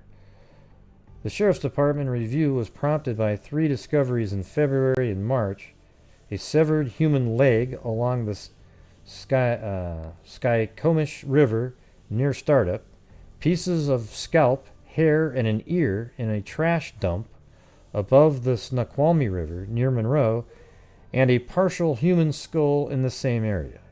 We might have one killer responsible for 12 cases, or 12 killers, which with one victim each. Yeah, right, okay. Homicide Detective Sergeant, that'd be incredibly naive to believe something like that.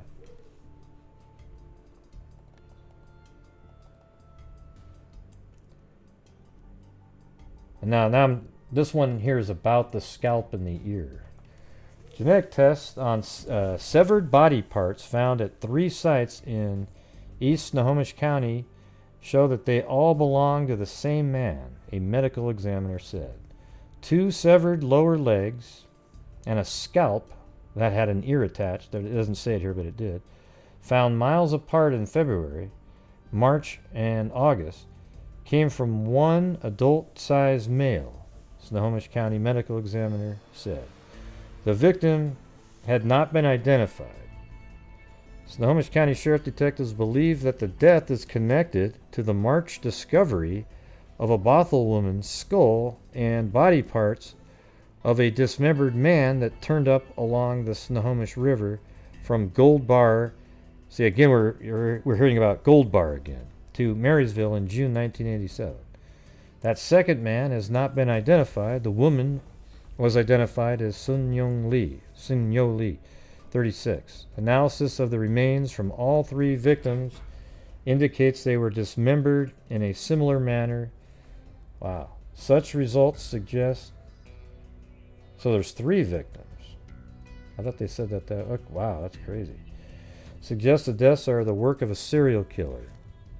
A severed right leg was found on a sandbar in Snohomish River by an angler in February.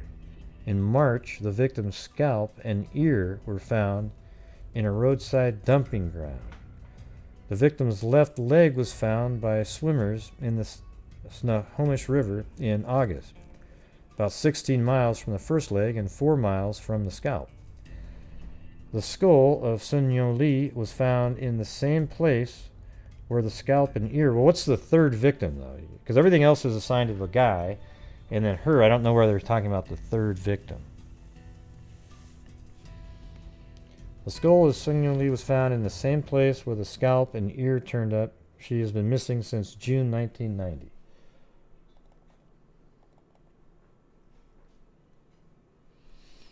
Okay, deaths may be work of serial killer. Genetic tests on severed body parts found at 3 sites in East Snohomish County show they all belong to the same man, a medical examiner said. Is that the same one? Oh, that's the same article. Yeah. Okay, let me open this up in this article in Firefox.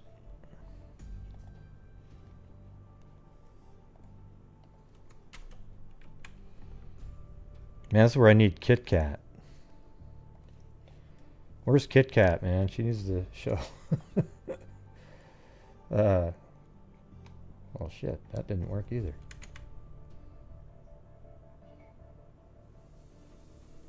Darn it. What if I... A blow to the head killed Bothell woman.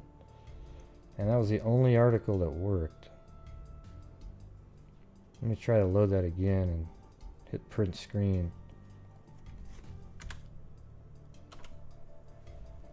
Okay. That's part of it. Detectives were scouring a roadside garbage dump when they found part of her. Nyo Lee, 36, had been missing for 8 months before her damaged skull was discovered down a steep embankment off Bridge Road near Monroe.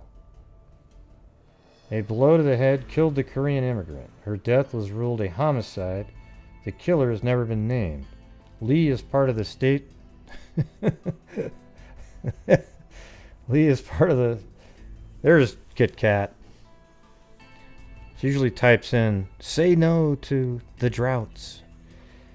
Lee is part of the state's first deck of cold case playing cards. The Bothell woman picture and details of her 1990 disappearance are featured on the 5 of clubs. Snohomish County Sheriff detectives have handed out more than 3,000 decks of cold case cards in the state's prison and jail in hopes of generating new leads. Lee, yeah, so that's crazy. So she was just bashed in the head somehow. Here I am, hugging face. I don't know what her... Here's her playing card right here. Yeah. On July 6, 1990, Julie was reported missing by her live-in boyfriend. On 3/27/1991, some of her remains were located off High Bridge Road near Monroe.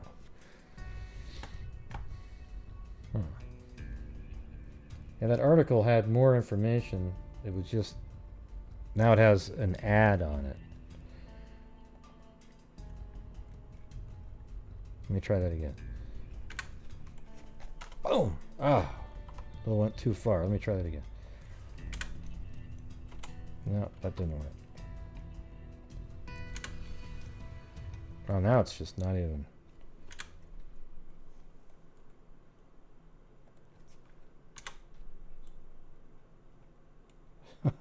Shit.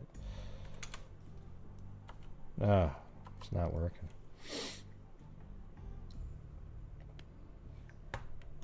What a nightmare.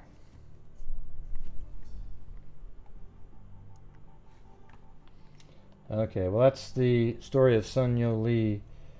She was just, I mean, I think there was more information in that article, but I can't open it now, unfortunately. Yeah, it had more specifics on where she was, and she just kind of was abducted, I guess, or hit in the head, and she must have got a ride with somebody. I think she might have been a sex worker too, if I remember correctly. I don't want to misquote that, but I thought I read that. I'm not sure.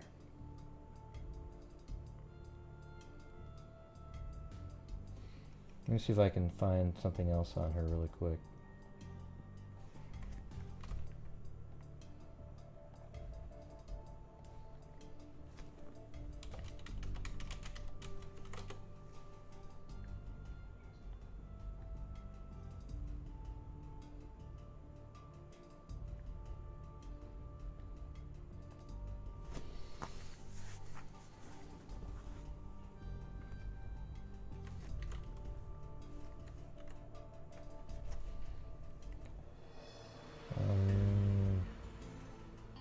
Detectives believe the rain washed the rest of her remains into the Snoqualmie River.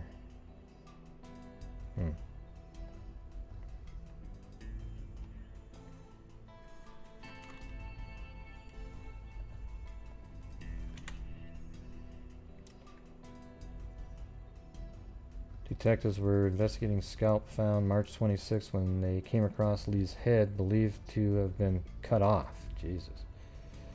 So her head was cut off. Yikes.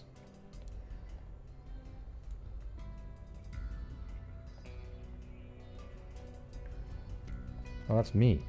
Wait, what was that? Is this me? Look at that. I'm already showing up as a result. I've never seen that before in my life. Look at that right there. I'm just right in the middle of my show. I'm scrolling down, and my video shows up as a result. Like right there. I clicked on it, my video showed up. That's a first for me there, I gotta admit.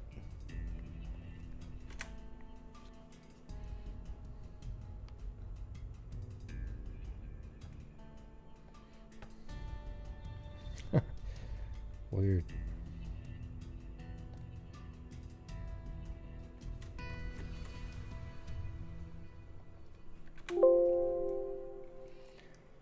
Okay, well, I can't find anything right now.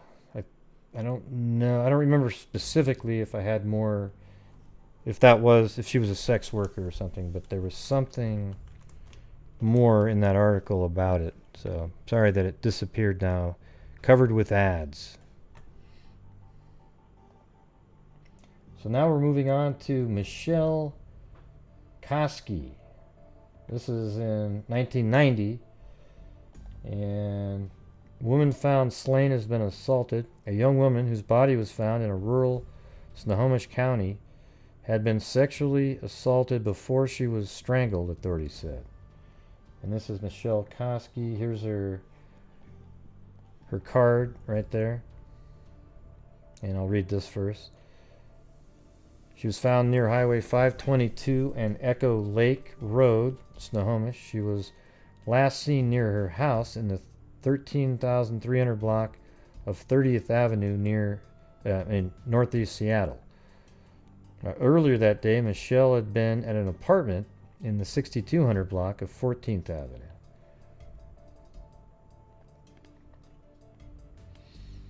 An autopsy revealed she was killed at the scene, said Jorgensen. Koski didn't live at home and got around by hitchhiking or using public transportation.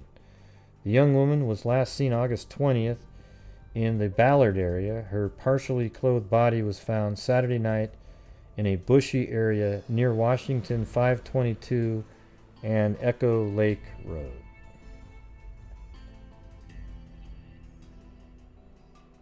Did I do, let's see, her name is Michelle Koski. Okay, I did do that one. So this is where she was found, right in this area right here. 522 Echo Lake Road, and maybe the car was driving by this way. It's hard to say, but I'm not even sure what side of the, I think it was on it. I think it mentions what side, but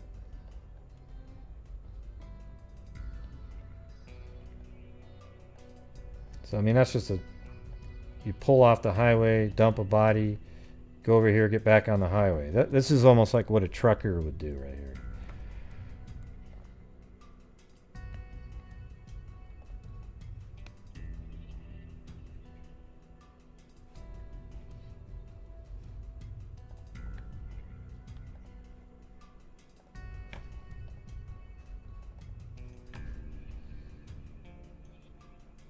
Okay, here's an article on her. A teen girl violently murdered in the summer of 1990, and this article is from 2012. Her body was found days later near a popular party spot in Snohomish County. Washington's most wanted, Perla Lewis takes on this murder mystery. I don't even know who that is. She was funny when she was at home, but she could be shy in public, Violet Simonson recalls of her only child, Michelle Koski, who was murdered in August 1990. Simonson continues, every time she had a birthday party, she'd get sick. Because of excitement of... It's hard to read it when they leave in slang. Sick because of excitement of it coming up. But just days after her 17th birthday, Michelle's life ended violently. She turned 17 August 9th, and someone killed her August 20th. She got about 11 days of being 17. On August 20th, Michelle got a ride from her apartment in Lake City to a space where kids go to drink and ride motorcycles about 14 miles away from her home. Detective Jim Scharf is with Snohomish County Sheriff's Department and explains, we believe that Michelle met somebody that she knew that brought her out here so they could drink. The person probably intended to have sex and she didn't want to. Man, that's a lot of speculation there. She probably tried to flee and he ran her down and strangled her. Scharf is convinced she knew her killer because of the violent nature of the crime. And he said there was a pile of concrete that had been broken up and dumped here. The killer came and got a piece of that concrete and used it to finish her off. Wow. Jesus. Freaking monster. But the killer left DNA behind, and police have used it to narrow the search. Well, shit, get going, you guys. I'm expecting to get an answer to this one soon. If the killer left DNA behind, you guys need to be one of the people using, you know, Parabon or Identifinders. But the killer left DNA behind, and police have used it to narrow the search. After 22 years of ruling out persons of interest, the focus has shifted. When something like this happens, you focus on the people closest to them. We're thinking now that we need to focus on people on the outskirts. And Detective Scharf is hoping that the killer either told someone about the murder or someone knows something and will finally come forward. Michelle's mother is also hoping new information heats up her only child's cold case. I'm tired. I'd like some peace, some quiet. Somebody took my baby from me. This is all that I have left. A baby's tooth, some hair, pictures, but I can't part with them because that's all I have.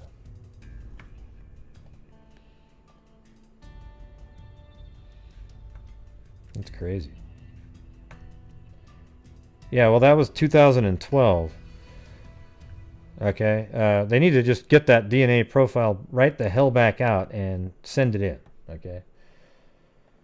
Now this was kind of weird. There was 3 cases that showed up in the articles that I was looking at, and they got solved. Okay, so one of them was Linda Straight. These are ones that I didn't create folders on because it was just I looked them up and they got solved. But these are cool. Look at this. Donna Ragland made a promise that she would live long enough to confront the scum of the earth who picked her teenage daughter at random 24 years ago to rape and strangle. The woman, 74, who suffered years of nightmares and uncertainty, struggled through tears as she spoke about the murdered daughter, 15-year-old Linda Straight. She was the light of my life. And this happened in 1982. William, 62, pleaded guilty Monday to second-degree murder in connection with Linda's killing on September 26, 1982. A fisherman found Linda's body the next day on the shore of Spokane River near Plants Ferry Park. Investigators determined that Straight had been raped and strangled. They also found a pillowcase with semen on it near the body. That piece of evidence was preserved and eventually was used to catch Williams 20 years later, when advances in DNA technology were able to link him to the crime. And this article is 2006, so DNA was, they must have had an idea who he was. They weren't doing genealogy back then. Williams, who faced a trial for first-degree murder later this month, would have been able to withdraw his plea of guilty, but he couldn't rescind his confession. After thinking it over, Williams agreed to continue. O'Connor sentenced Williams to 20 years in prison. At the end of that sentence, it will be up to the state parole board to decide if Williams ever becomes a free man. Linda's stepfather, George Ragland, said that if the death penalty applied, he would serve as the executioner. Yeah, well, that's what a lot of families would want. Let me see this. Williams had been in prison, so that's how they found him, since 1983, when he was arrested and convicted of kidnapping 2 8-year-old girls from Trent Elementary School in Spokane Valley. He lured the girls into his car by saying he lost his keys and wanted them to help look, according to court documents. Once inside, Williams pushed the girls into the front floorboard and ordered them to be quiet. He drove around until it got dark and told the kids to take off their clothes, according to the court records. One of the girls complied. The other girl was able to run away. The 2 girls who remained, the 2 girls remained. The 2. Man, my eyes are just bugging out on me right now. The girl who remained was repeatedly raped and was choked until she was unconscious. Thinking she was dead, Williams then dumped her in a wooded area. She regained consciousness and ran for help. Wow, what a miracle. That girl, now a grown woman, also testified Monday. I too was a victim of the monster and I survived, she said. The woman believes she was saved by a higher intervention. I was meant to go on and point him out and put him away. Investigators said they talked to 1,000 people trying to find Linda's killer, but when Williams was arrested 8 months later for a kidnapping case, he refused to talk. Detectives sent the pillowcase for DNA testing in 1989 and 1998, but both tests were inconclusive. Detective Tim Hines then sent the sample to a private crime lab in April 2003, and the results came back a month later as a match to Williams, who was only days away from parole. Wow, from a parole hearing where he was seeking release from his 1983 kidnapping and rape conviction. Man. At the time, that former sheriff, and that's just crazy. Somebody can hurt like a mother who loses a child, especially to murder. To lose a child in broad daylight on Sunday morning, just yards from your home, with people all around by a kidnapper to be raped, robbed, murdered, and thrown in the Spokane River at night like a sack of garbage was just too much to take. But she chose to go on living the best she could. Yeah, geez, what a nightmare.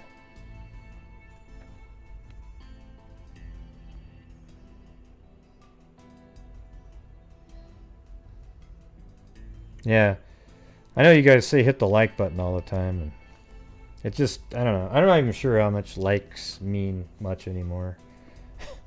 Thank you for hitting the like button. Appreciate it. Yeah, what a miracle. So the other case that was, you know, they were all mentioned at the same time. This guy looks like a serial killer. Look at this guy. I think this guy right here is a serial killer. This guy right here. So let's, and his name is Martin Sander.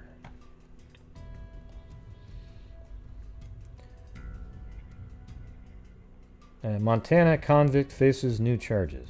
A Montana prisoner accused of murdering 2 Spokane teenagers also is being investigated in the killing of 2 women in Grant County, authorities said. Martin Sanders, who was serving, and this article is actually from 1990, so this is right after, you know, they went missing in 1983, and he was arrested for something else. Martin Sanders, who was serving a 7-year sentence at the Montana State Penitentiary for rape, kidnapping, and assault, was brought here Friday. The former long-haul trucker, everybody, here we go, was booked in the Spokane County Jail on 2 counts of aggravated first-degree murder filed in the 1983 deaths of Rhonda Rima and Elizabeth Marks. The girls, both 14, were last seen May 20th, 1983 at a downtown carnival. Their bodies were found 15 miles apart in the Spokane River on June 14th, 1983. So probably kept one alive longer than the other. The girl, both 14 were, let's see, Sanders, 37, was implicated in the Spokane murders a year ago after his former cellmate at the Montana prison said Sanders confessed. Grant County Undersheriff Larry Hivley said Friday that Sanders also is being investigated in the 1980 killings of 2 women whose bodies were found more than a year later along Interstate 90 between Ephrata and Moses Lake. Marsha Weeder, 18, and Kathy Allen, 19, were killed between late March and early May of 1980 while hitchhiking home to Fairbanks, Alaska. Yeah, so I think they got themselves a serial killer here. And let's see what this guy, let me type his name in.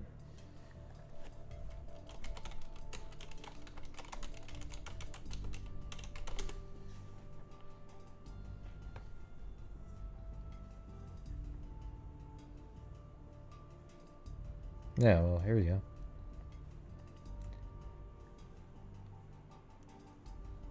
Was it a serial killer?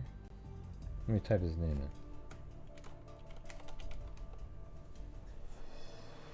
in. Yeah, Martin. They have Sanders now. Okay. Hey, thanks, Robin Frost.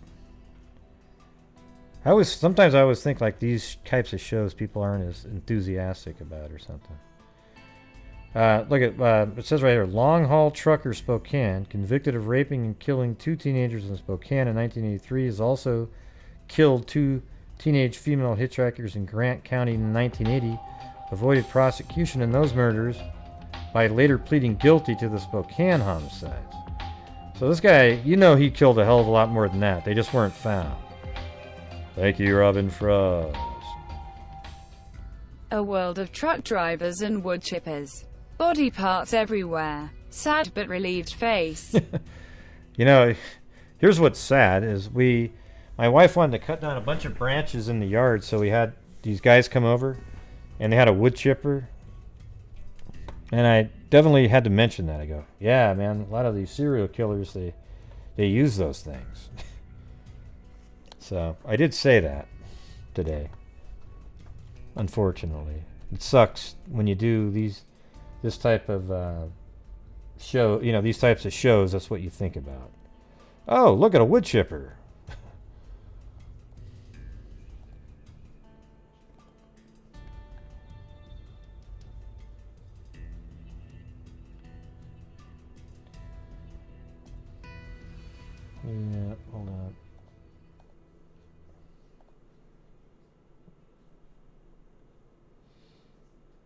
Yeah, well, I think that's about it for the cases tonight.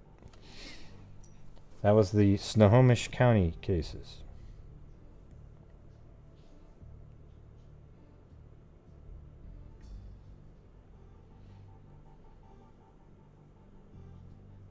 Who? No, my wife just was like, really? I told my wife, not the people at the tree cutters. I didn't tell them that. Hey, you guys, I see you have a wood chipper. Have you ever used that for anything else? Like what? They'd say.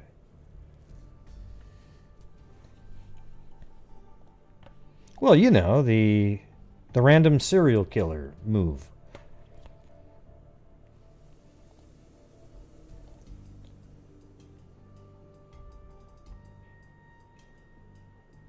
I guess her dog died. Carrie Boyer, 14-year-old dog, so she's been kind of bummed out again too. Guess it's just not Carrie's month. But hope she feels better.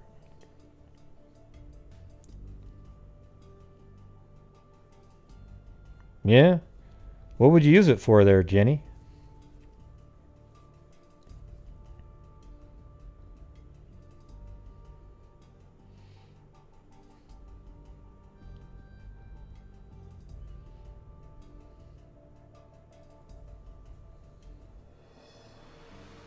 Yeah, I guess I'd like to know.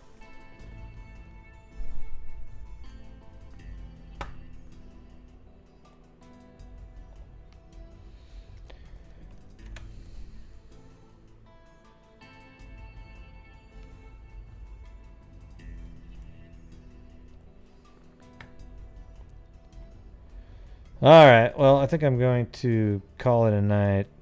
We got the serial killer.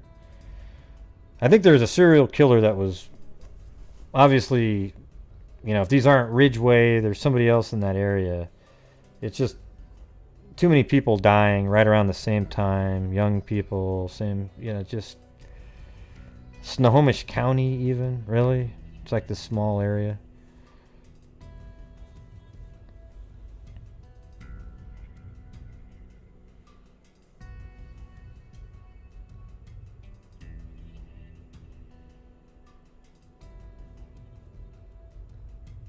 In the county?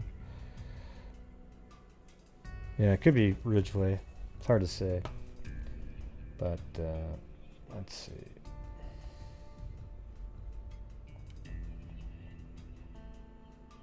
It's amazing how long it took me to put all that together, but then I was able to get through it quicker.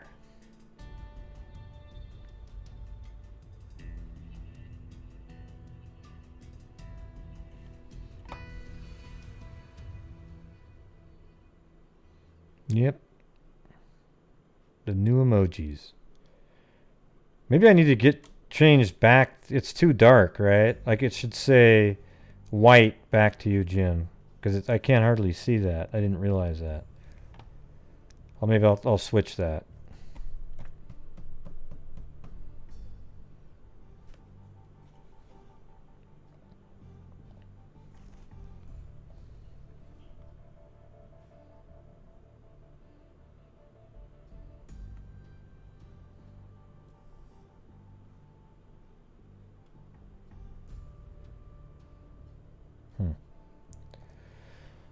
Okay, let's see. Let me get my flyby ready to go here.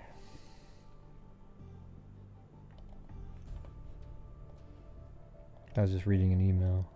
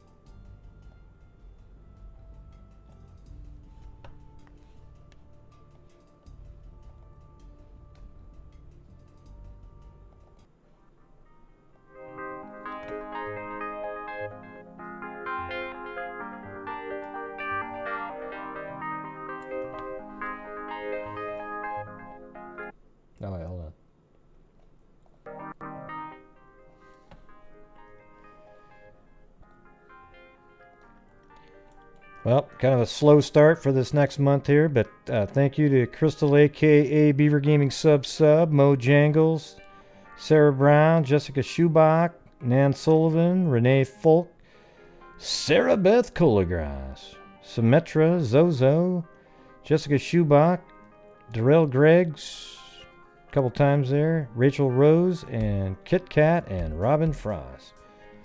Thank you very much.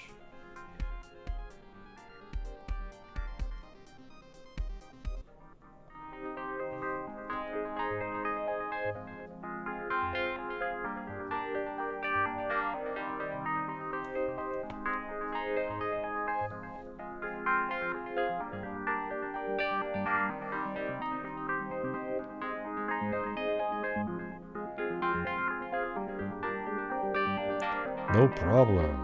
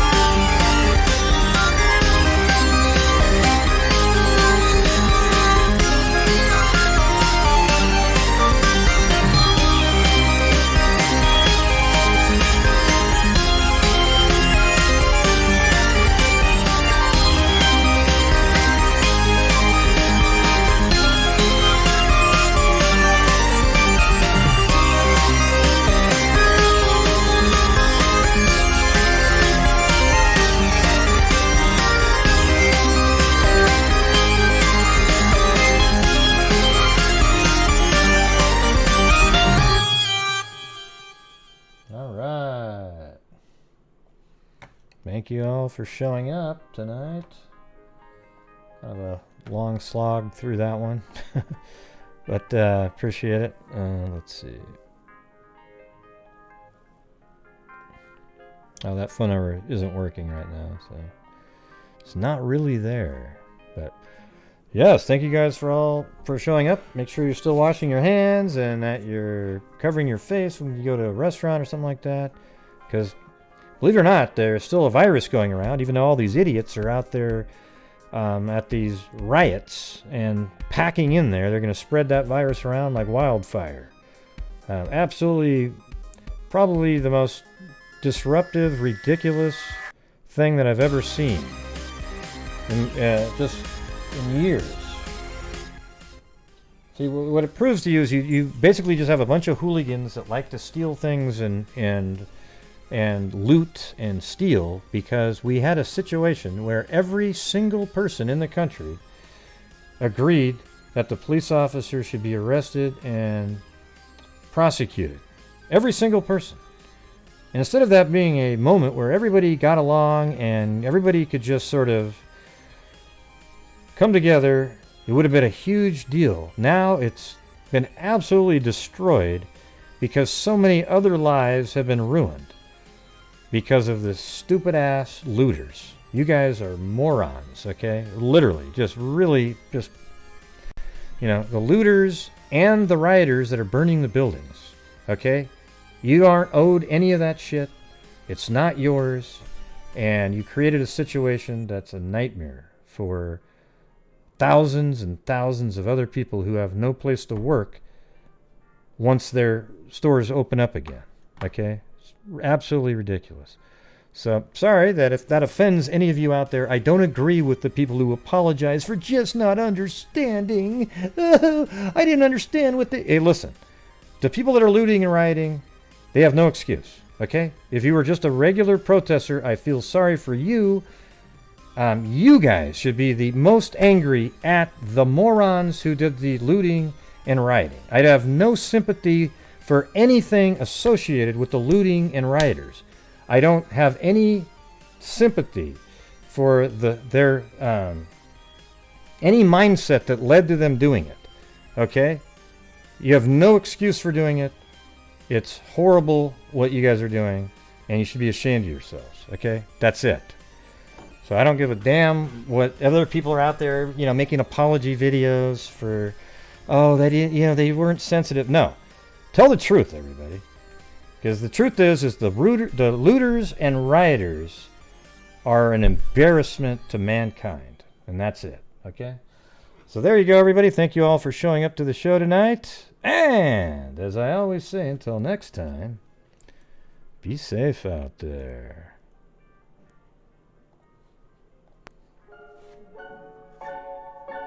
Yeah, I've been doing this true crime thing for quite a while now. And during this whole time, I have not seen one person that is a crime dissector, plug rejector. I'm a certified human lie detector. Gonna get ya on a stretcher if you try and play me like an old projector. Crime sector goes my nectar. Professor Greg is gonna give another lecture. Crime collector, freak connector, and I'm always gonna be a pup protector. Hey, somebody use emojis. Interceptor. And I'm meaner than a spectre with a vector on his pector. With all respect, y'all, just remember I've a temple fucking checked ya. I have no agenda. I'm no pretender. And I'll serve it to you straight okay, that's okay. And in the end, I'm gonna send ya on a mission to reveal the true offender. Yeah, so I'll just get right back to work. All right, everybody? Talk to you. Hey! What's going on? How come that music's still playing? You got me, John Boy. But anyways, I just want to say good night, John Boy. Good night, Mary Lou. Yay, that was so neat how it went so easy that time. See, why did you have to say that? We just wanted to say good night, and then you say good night, and we're just done, right? Okay, good night, John Boy. Good night, Mary Lou. Good night.